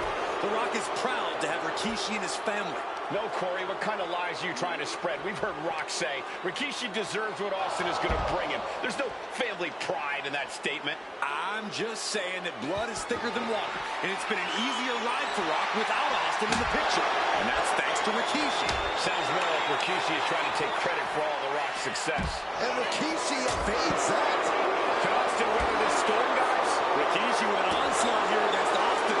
Dare I say, Stone Cold could be in trouble. Oh! Set straight into the barricade. Oh, man. And looking at my monitor, it just makes me sick to my stomach watching Rikishi. This is a man who has no remorse and feels justified for running Austin down like a dog. Look, to be devil's advocate, you've got to look at Rikishi's perspective. He's proud of his Samoan lineage and saw an opportunity to give his people a leg up in the Shark Tank that is WWE. Oh, are you serious, Corey? Rikishi ran over another human being. We're fortunate that he only put Austin on the shelf for 10 months instead of his whole life. It's sick that you would even condone what Rikishi did. Don't twist my words, Saxton. I'm not saying I condone Rikishi's actions. I'm just saying I understand them. This conflict is beyond disturbing. Corey, let's go into Rikishi's mind when it comes to defeating Stone Cold. Rikishi has to be prepared to endure an emotional storm like he's never felt before. The big man must recover from that and use his weight to immobilize the rattlesnake, because we know Austin will not stay down. Yeah, Byron, I just cannot see any legitimate reason to run over Stone Cold like Rikishi did last Survivor Series. I mean, Austin does ruffle the feathers of a lot of people, Michael, but I don't think... And here's Austin looking to end it right now. Barely kicks out. What a match.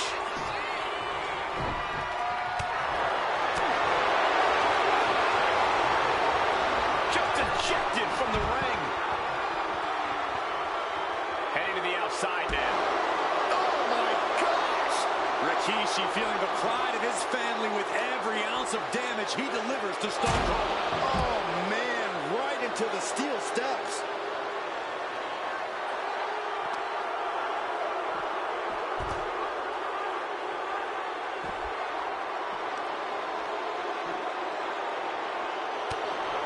We talked so much about moments leading into this match. In my view, Rikishi's are delusional. His family have been given equal opportunities, and they all took full advantage of them. Yeah, my blood boils at the propaganda Rikishi's been selling. But I'll tell you about the most legitimate motive in this story, and that is payback for Stone Cold. Austin nearly had his life taken from him, and there was no greater reason to stomp the tar out of somebody than that. Oh, boy. And in WWE, you won't end up in the penalty box for high sticking.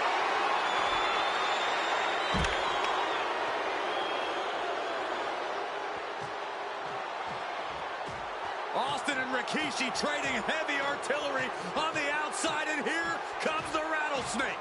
Stone Cold Steve Austin fired up and revenge on his mind. You got to think about how bad Austin has wanted this ever since Survivor Series last year. Been dying to get his hands on Rikishi. All of that venom, all the vitriol inside of Austin being unleashed on Rikishi right now. Remember, this is no holds barred. Anything goes. Austin has Rikishi down. The rattlesnake is red hot.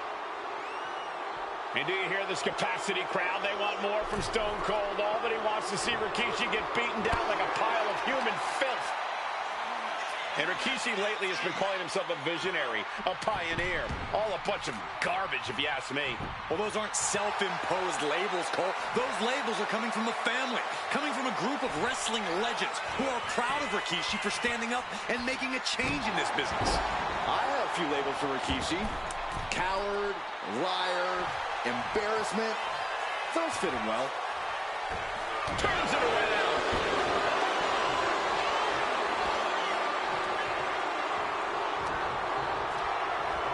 Here's Austin sent hard to the outside. I don't know what he's got in mind heading to the floor here. Off the barricade. And we know how despicable Rikishi has been. But to throw vinegar on the rattlesnake's nest, Rikishi goes and destroys Austin's truck with a sledgehammer. Well, hell hath no fury like a man who has his car tampered with. It's just extra motivation for every fist Austin lands in this fight. Taken to the floor, and he's got no worries about the count. Looks like he knew what was coming up. Oh, clothesline!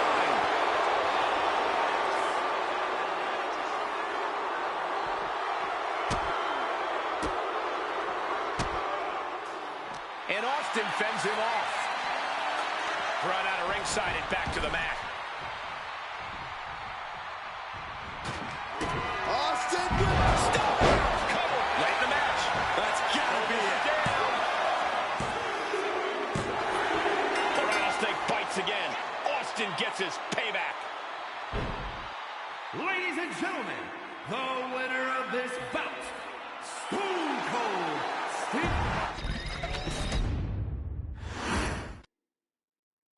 We now know the sick, demented side of Rikishi. Rikishi almost cost Austin his life. Instead, he's here tonight to finish. Blast off! Look out below! The airtime, the fearlessness. What a ridiculous maneuver to the outside. Delivered into the barricade. He's reaching under the ring for anything useful. A hockey stick? The goon wasn't on tonight's card. Was he? And looking at my monitor, it just makes me sick to my stomach watching Rikishi. This is a man who has no remorse and feels justified for running Austin down like a dog. Look, to be devil's advocate, you've got to look at Rikishi's perspective. He's proud of his Samoan lineage and saw an opportunity to give his people a leg up in the Shark Tank that is WWE. Are you serious, Corey? Rikishi ran over another human being. We are fortunate that it only put Austin on the show for 10 months instead of his whole life. It's sick that you would even condone what Rikishi did. Don't twist my words, Saxton. I'm not saying I condone Rikishi's actions. I'm just saying I understand them. Corey, this situation is so far beyond rational thinking. It's so personal. What does Stone Cold have to do in this one to leave here victorious against Rikishi? I don't know if you can tell someone who almost lost their life at the hands of their opponent to think rationally. Austin has rage, and win or lose, he's going to unleash it all on Rikishi.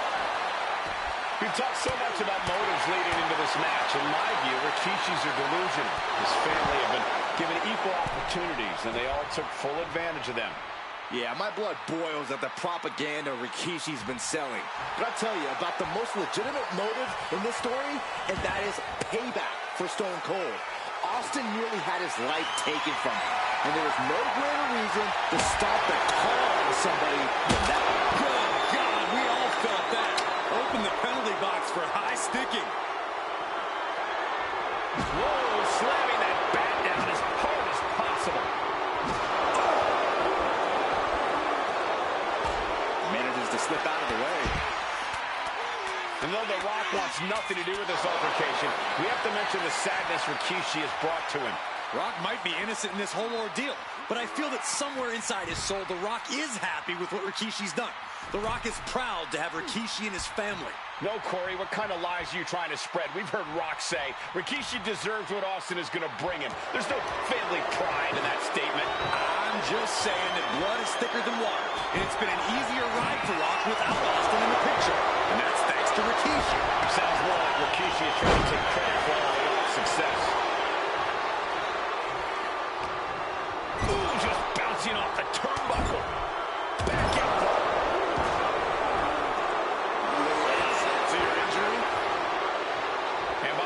Cannot see any legitimate reason to run over Stone Cold like Rikishi did last Survivor Series. I mean, Austin does ruffle the feathers of a lot of people, Michael, but I don't think any of his rivals would go to the disgusting lengths that Rikishi's gone to. Heads outside the ring. And no countouts means he can take his time. Back into the ring now. Great awareness from Austin.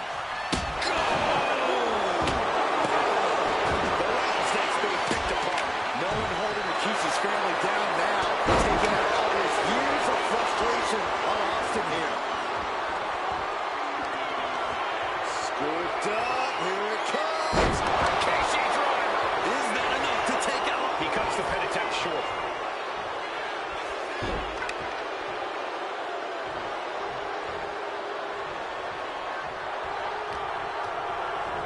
He's hurled out and crashes down to the floor. He's making his way to ringside now. Austin with a reversal. Oof. Boom, on the button. He quickly slides into the ring. Oh, man, Rikishi is a man on a mission now. There's what a headbutt. We talk a lot about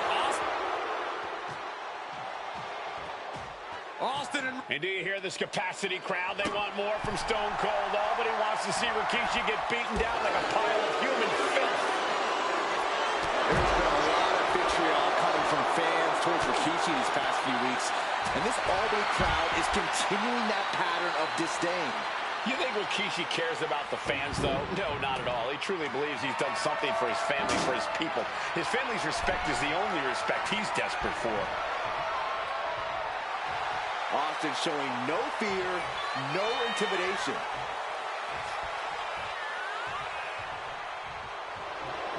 Will he get on with it already? This is a fight.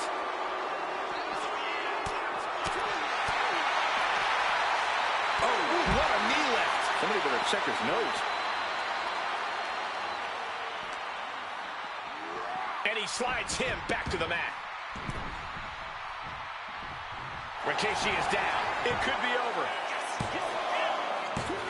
A kick out at 2. Somehow, some way, he is still in this. He manages to slip out of the way. Scary mindset for the Rattlesnake. Austin has scattered pictures of Rikishi all over his home. Said that every time he looks at Rikishi, he's looking at a dead man. Yeah, Rikishi taking that as an empty threat, thinking that Austin isn't the man he claims to be. But trust me, when Stone Cold says he has you in his crosshairs, that's no empty threat. And now Austin ragdoll to the outside. To the sky! Dodges away. And he's a step ahead of Austin. Gets put into the barricade. Uses the edge of the knee. What a vicious shot. Oh, man, that definitely opened him up. Look out, there is blood in the water. And now he gets back into the ring. The adrenaline is pumping, and the WWE Universe is on his side. And we know how despicable Rikishi has been, but to throw vinegar on the Rattlesnake's nest, Rikishi goes and destroys Austin's truck with a sledgehammer. Well, hell has no fury like a man who has his car tampered with.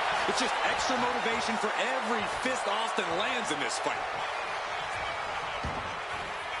Headed to the outside. But for what reason? WWE Universe wants tables. Well, they've got tables. Slides under the ropes. Back into the ring.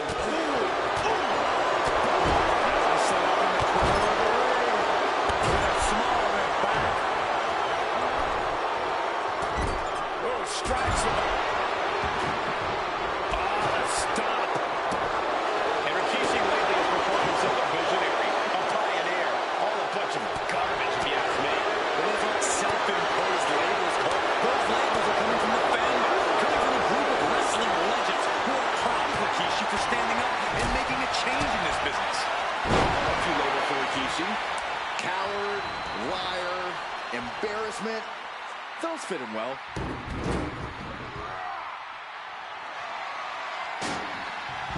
And here we go, returning to the ring. Shoulder tackle. Rikishi looking to finish the job from 10 months ago.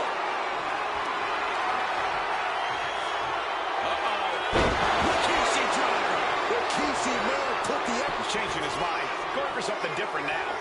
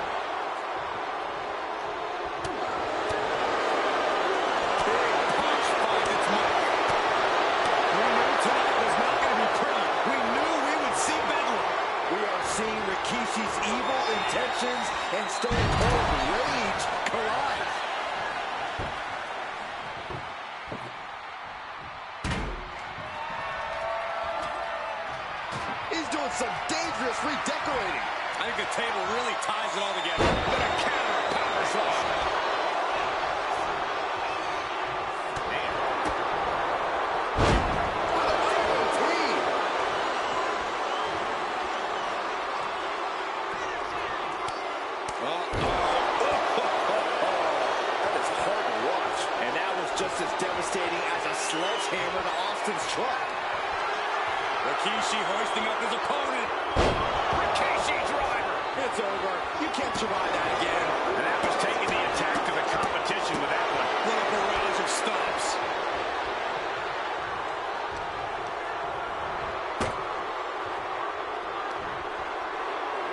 He's planning something big to finish his opponent. This is too much. Someone's going to get hurt.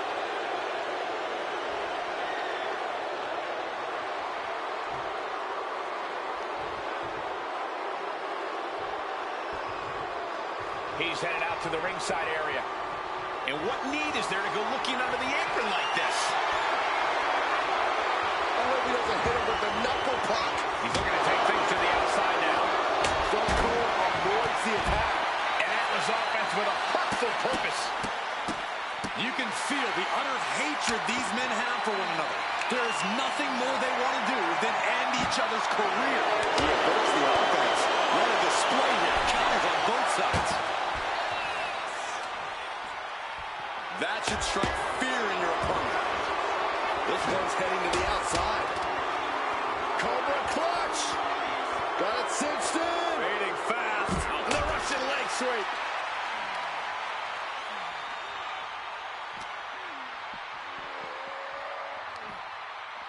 Nice side headlock applied. Oh, and a right hand for good measure. Just remember that attacks to the head like that can build up quickly.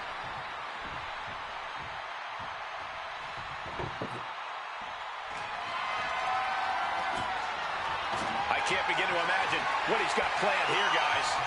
Maybe it's a yard sale. Trying to bait him in, but I wouldn't get close to him now.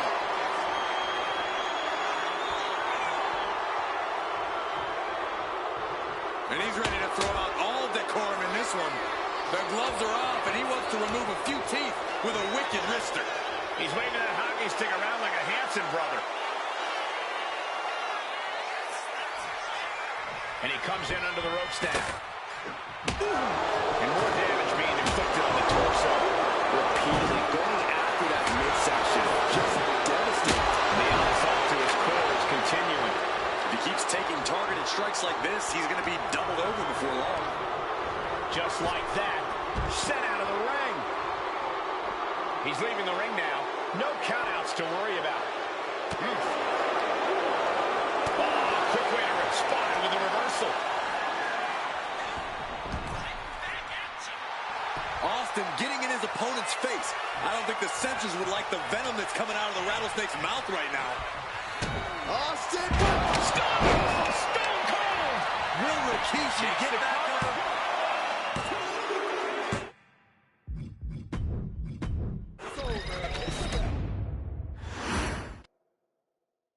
We now know the sick, demented side of Rikishi. Rikishi almost cost Austin his life. Instead, he's here tonight to finish the job. Listen, Rikishi has seen members of his family be skipped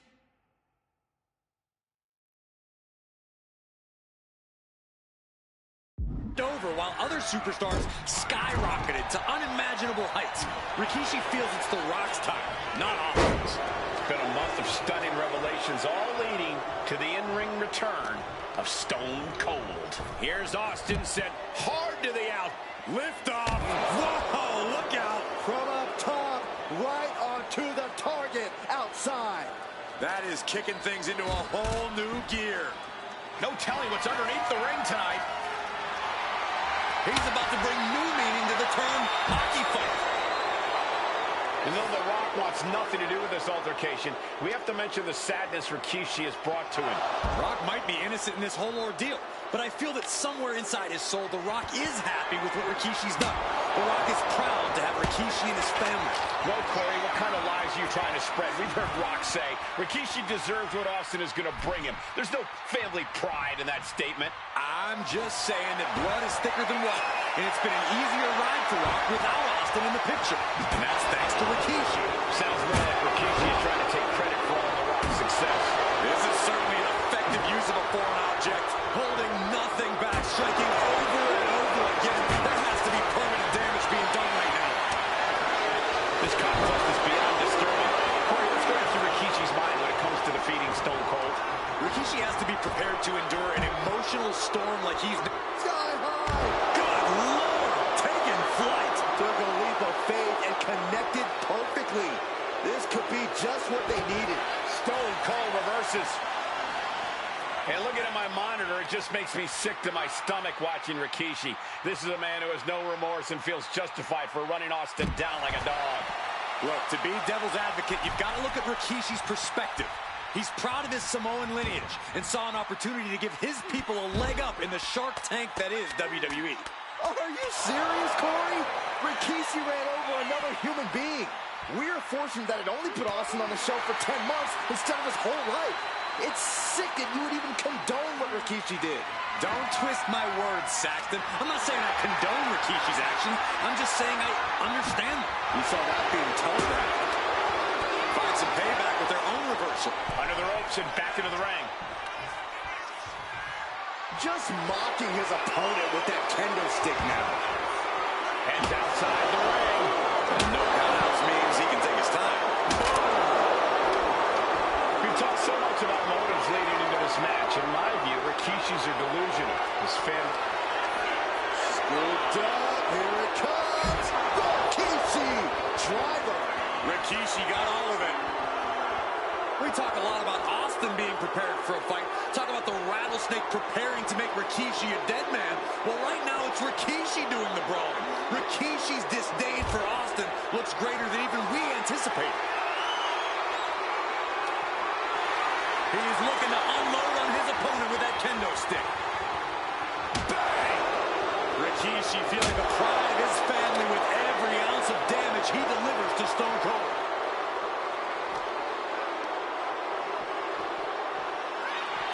And Byron, I just cannot see any legitimate reason to run over Stone Cold like Rikishi did last Survivor Series. I mean, Austin...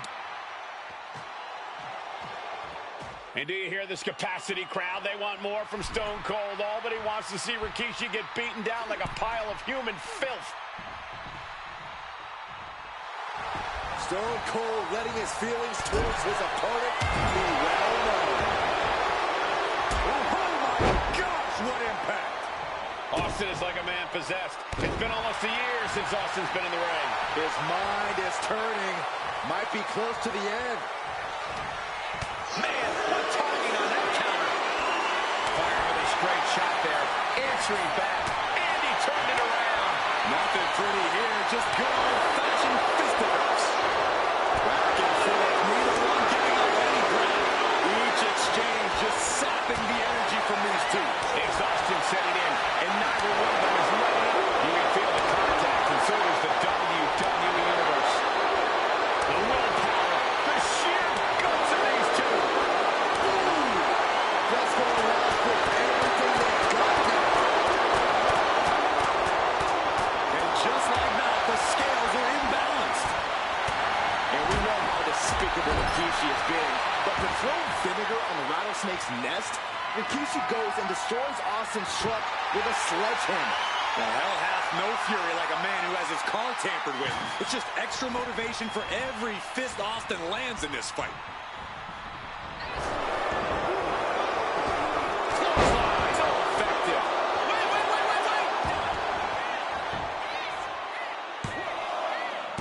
No, stops the count at 2. Getting dangerously close to ending it all there. Shoved right out of the ring. Heading out to ringside now. What does he have planned?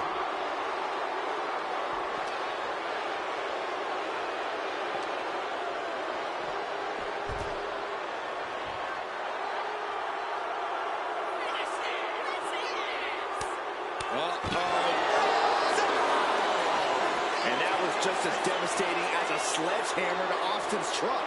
Such thunderous impact. Scary mindset for the rattlesnake. Austin has scattered pictures of Rikishi all over his home. Said that every time he looks at Rikishi, he's looking at a dead man.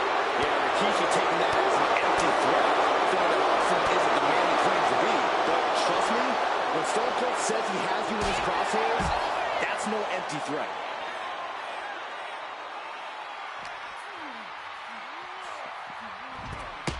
And he now slides back into the ring. Austin just looking to humiliate his opponent.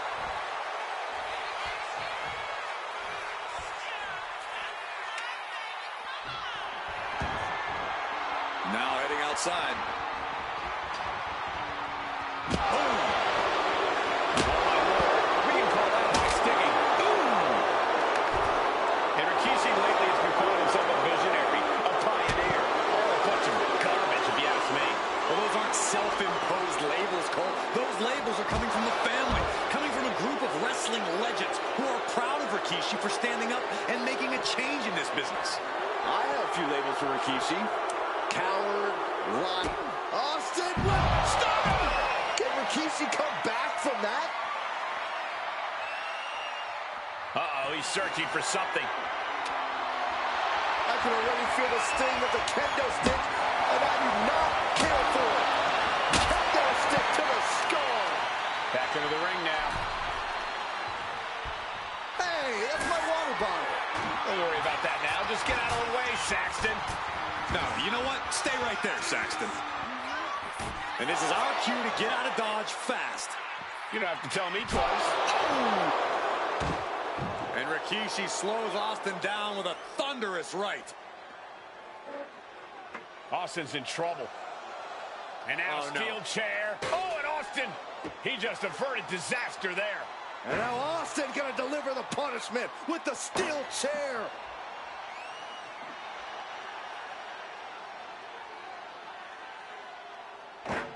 A relentless Texas rattlesnake beating the brakes off of Rikishi with a steel chair. And again, thunderous blows by Austin. Down goes Rikishi.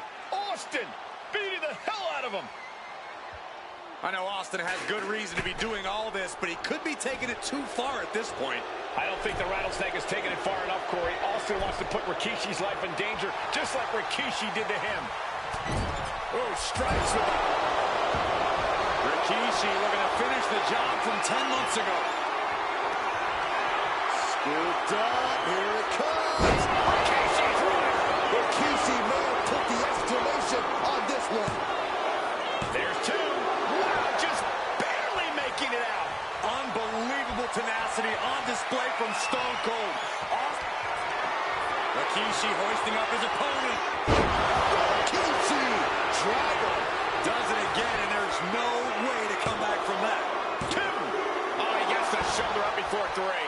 Austin somehow got the shoulder up. Intestinal. And look at this now. Bad intentions coming with his hold. Targeting the shoulder with the claw. Stone Cold, they tap out. How embarrassing this would be. Can the rattlesnakes? We have a tap out.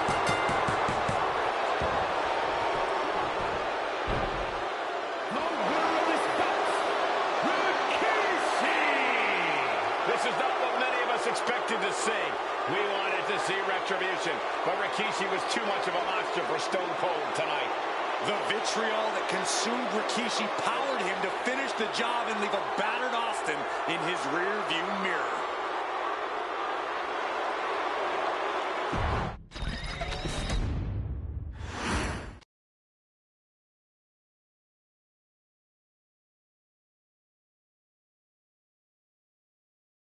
His arrival signaled impending doom. His very presence was enough to intimidate even the bravest WWE competitor. His name itself simply meant the end. And if you found yourself standing across the ring from Umaga, you were most certainly coming to the end of your own road.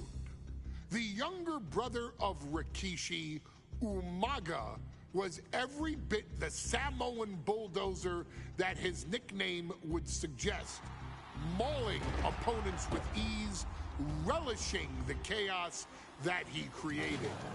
A menace to the entire roster, an unrepentant badass, Umaga tortured his prey with high-impact collisions before ultimately sealing their fate with his vaunted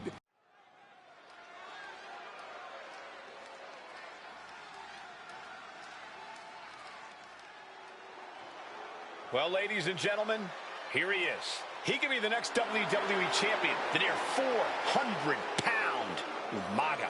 A man that since debuting right after WrestleMania 9 months ago has remained undefeated. And Umaga has been in the ring, Byron, with the best of WWE. This man looks, moves, and sounds like a movie monster.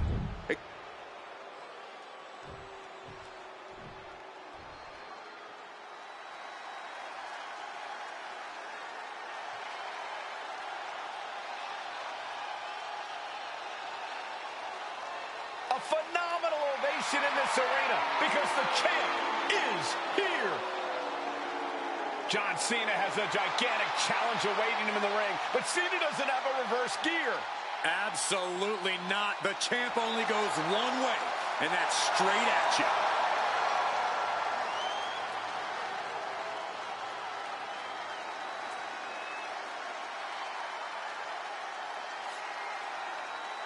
John Cena, a three-time WWE champion, the handler of Umaga, Armando Estrada, trying to control this undefeated challenger. Once the bell rings, these two are going to go at each other full force.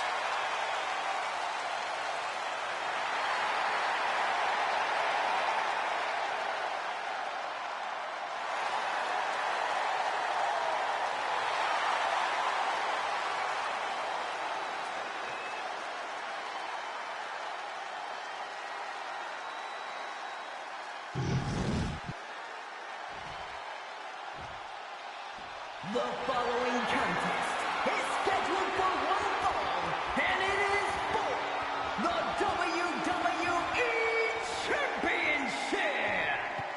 Introducing first, the challenger from the Isle of Samoa, weighing in at 353 pounds, Umaga.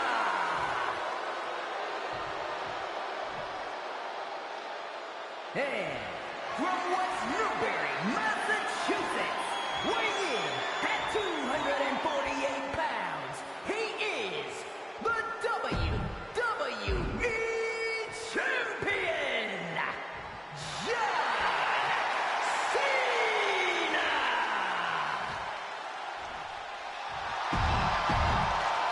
Desire and resolve. John Cena and Umaga battling here for the WWE Championship. Will John Cena halt the Samoan Bulldozer's path to destruction? Cena's going to have to go all out to accomplish that. No one has been able to withstand Umaga thus far. This brutal Samoan has made a mockery of his challengers and is perhaps the ultimate super heavyweight threat. Cena could be in for the greatest challenge as champion tonight. But if anyone can overcome the terrifying ruthlessness of Umaga, it has to be John Cena. Driven into the barricade. Ooh, strong knee connects. Cena tonight attempting to do something no one else has been able to do. Be it HBK, Triple H, Kane, the list goes on and on. No one has been able to beat Umaga. Since debuting in last year's WrestleMania, he's never been pinned, never been submitted. Umaga is a man who's decimated every single thing in his path. It's not hyperbole to call him a dangerous and deadly savage. Sent into the stairs. That'll stop anybody. And you just see Cena's legs bent awkwardly off the steel steps. Umaga really pinpointed a target with that attack. I don't know if it was strategic on the part of Umaga or just a result of his rampage, but either way, taking out Cena's foundation is going to sway the power advantage into Umaga's favor now. Umaga is truly a specimen to marvel at, Corey, and his handler, Armando Estrada, knows he has a thoroughbred on his hands. There's a difference between thoroughbreds and Umaga, though, Cole. Thoroughbreds can be tamed. Umaga cannot. Estrada can only serve as a mouthpiece for Umaga. He can only help direct Umaga's blind brutality. I think even Estrada knows no one can control the Samoan Bulldozer. No question John Cena has his work cut out for him taking on Umaga, who's aptly named the Samoan Bulldozer for his relentless offense. Yeah, and while Umaga may not be as refined in the ring as other superstars, his ruthlessness more than makes up for the difference. If Umaga can connect with some truly merciless attacks, then Cena and his title reign could quickly be in trouble. Big blow could be felt throughout the arena. A rare position for Cena in this fight. We can't often say that John's overpowered in a matchup, but this 360-plus pound Samoan Bulldozer is more than a formidable opponent. Listen, sometimes when there's a fight, you're not always going to be the biggest. You're not always going to be the strongest. And even if that is the case for Cena tonight, John Cena has never met a fight he didn't like. Cena will try to gain strength from this capacity crowd in Kansas City, but not even that may be enough to stop a rampaging Umaga. Agonizing. Momentum fully shifted to Umaga. Cena has no response for Umaga's savage and brutal offense. And he counters. At last, he's keeping that strength. Cena with a shoulder tackle. And out comes Big Match John. Don't throw a punch. Don't throw a punch. That never works. The champion doing everything to retain here. Surprisingly quick kick out. He's nowhere near ready to stop fighting yet. Broken up with a savage headbutt. Clothesline. So effective. And I look at Umaga and he reminds me of Yokozuna, whose unmatched thickness and size is an orthodox offense. Look at Umaga's thighs. Wait. Denying a 2 count there. Frankly, he should have known that wasn't enough. Caught with a clothesline. Gets out of dodge. Spinning heel kick. Quick attacks like that could mean trouble for the champion if they want to leave here with the title. That didn't look good for Cena at all. And now the aftermath is painted on his face. He turns it around on Umaga. Dropping the bow. From the middle rope. Oh, what a splash. Some good offense from Cena there, but it's going to be hard for John to have any lasting effect on such a huge man. What is Cena doing on the top rope? John Cena, you can't see me. In Umaga, of course, coming from a very rich heritage. Some of the greatest athletes in any sport come from the Samoan heritage. Umaga's aggressiveness can be traced back to his bloodline. When you're fighting a Samoan, you are battling a tough, scary human being. Leaning on the turnbuckle here. And Cena flattened in the corner. Umaga's just overpowering him. Look at the strength. Into the corner, just setting Cena up. You have to start to ask yourself, is the end of John Cena near? I think so. Look What out! a headbutt. No one has been able to stop Umaga. No one. You are seeing why Umaga is undefeated. Why no one has been able to stop the Samoan Bulldozer. Here comes Umaga, and Cena catches him with a boot. John Cena from behind, rolls him up, shoulders down, and a kick out by Umaga. And Cena immediately back into the clutches of Umaga. I'm not sure what else Cena can do here. I'm not sure John Cena knows how to stop Umaga. And Corey, you know there's no force equal to being on the receiving end of a headbutt from Umaga. It's in Umaga's DNA. Generations have perfected the art of using their own skull as a weapon that could stop an elephant. Sometimes I look at Umaga and it just scares me. I think he forgets that he's even in a championship match. Estrada is very aware of it, but Umaga sometimes looks oblivious to what's going on, other than the fact that he knows he's supposed to hurt his opponent. Having no conscience is what has set Umaga apart. If he gets confused and the bloodthirst takes over, that's where Estrada becomes useful by directing Umaga back to the ultimate goal. I think Umaga just doesn't know when to stop attacking. He has no sense of what it means to pull back on the reins, so to speak.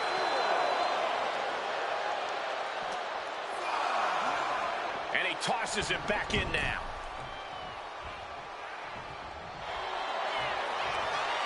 Uh-oh. And would you look at that? He just let go of the submission. Maybe he did the damage he meant to do and has something else in mind now. Ah, jeez. Good Lord! Exerting his dominance. Brutal attack. attack from Umaga. He smells Cena's blood in the water. You're a knock. Shoulders are down. To retain. And the champ can't keep the shoulders down. I don't know what more this superstar can do to put him away. Kick to the back. He almost got caught by that one. Pulled in from Belly to belly. Umaga with a crazed look in his eyes, staring down Cena. Using the elbow to escape the attack. Nice hip toss. Two powerhouses, a championship on the line. We knew this would be a battle. Umaga and Cena aren't giving up any ground here. from the middle rope. Oh, what a splash!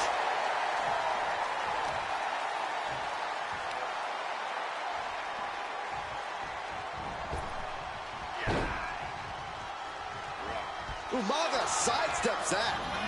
Whipped into the corner with 12 pins. Title on the line. Champ's in trouble. Cena's still in it. Now is not the time to wallow in disbelief. Pressure must be kept on.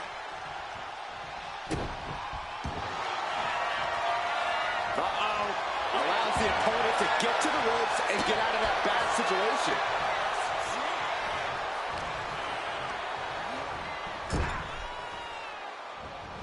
The whole ring in between them. And there's a good blow to the body.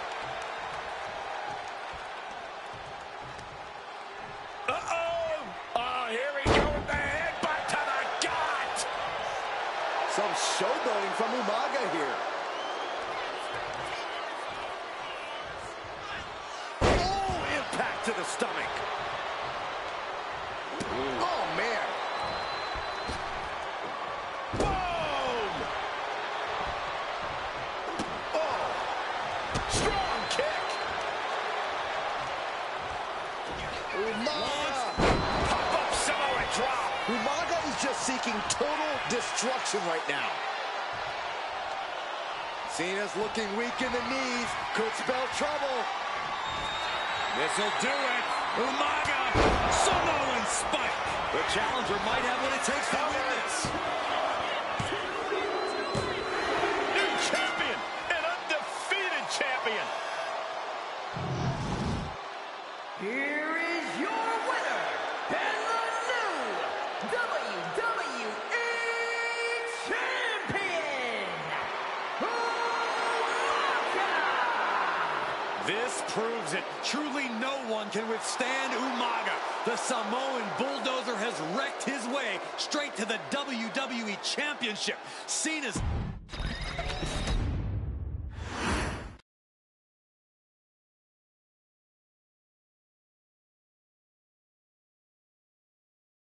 Hey, in WWE, things move really fast. If you aren't present in the moment, it can feel like a year goes by in only 2 or 3 minutes. That's why you always have to make time to make sure that you check. Hold on.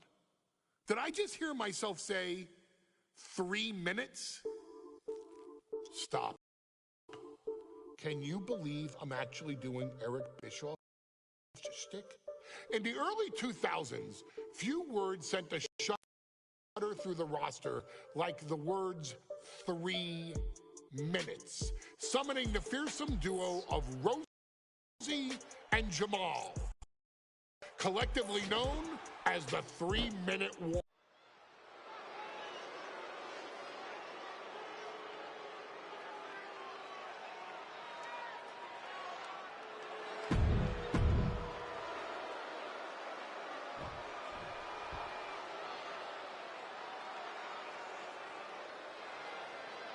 And guys, the authors of pain now have 3 minutes.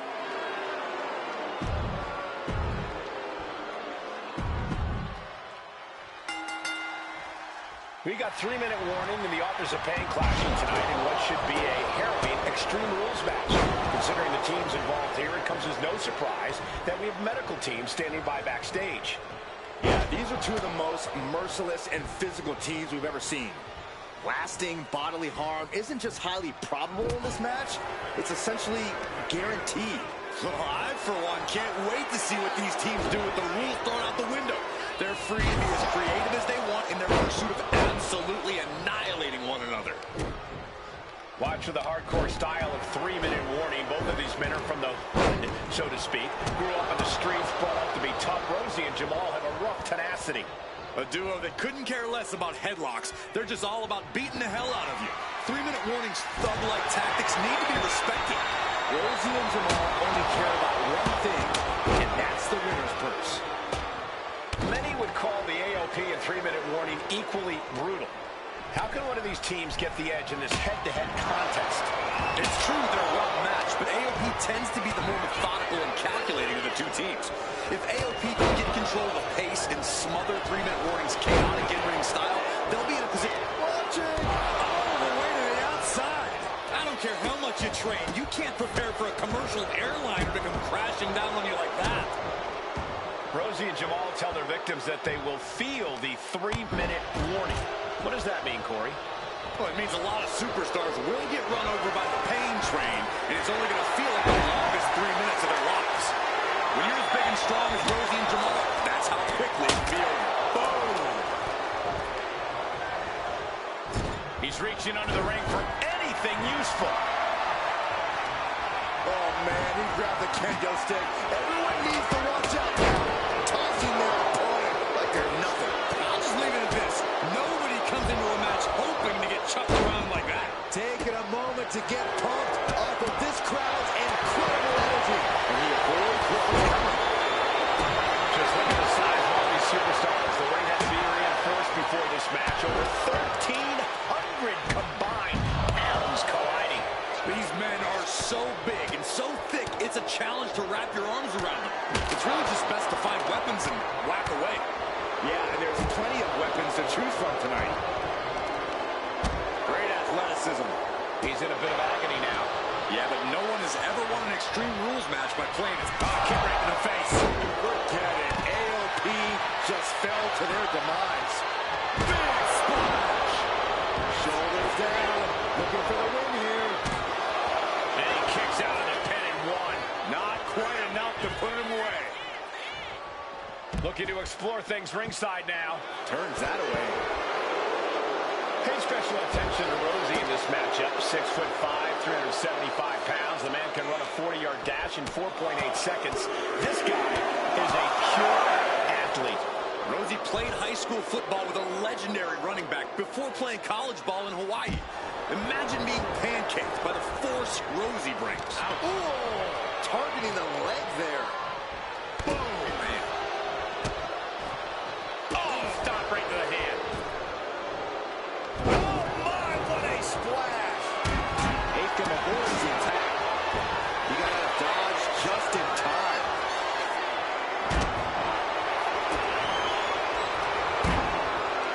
There's their opponent in. Belly to belly. Man, Rosie and Jamal, Aiken and Razor representing the biggest, most imposing teams WWE has ever seen.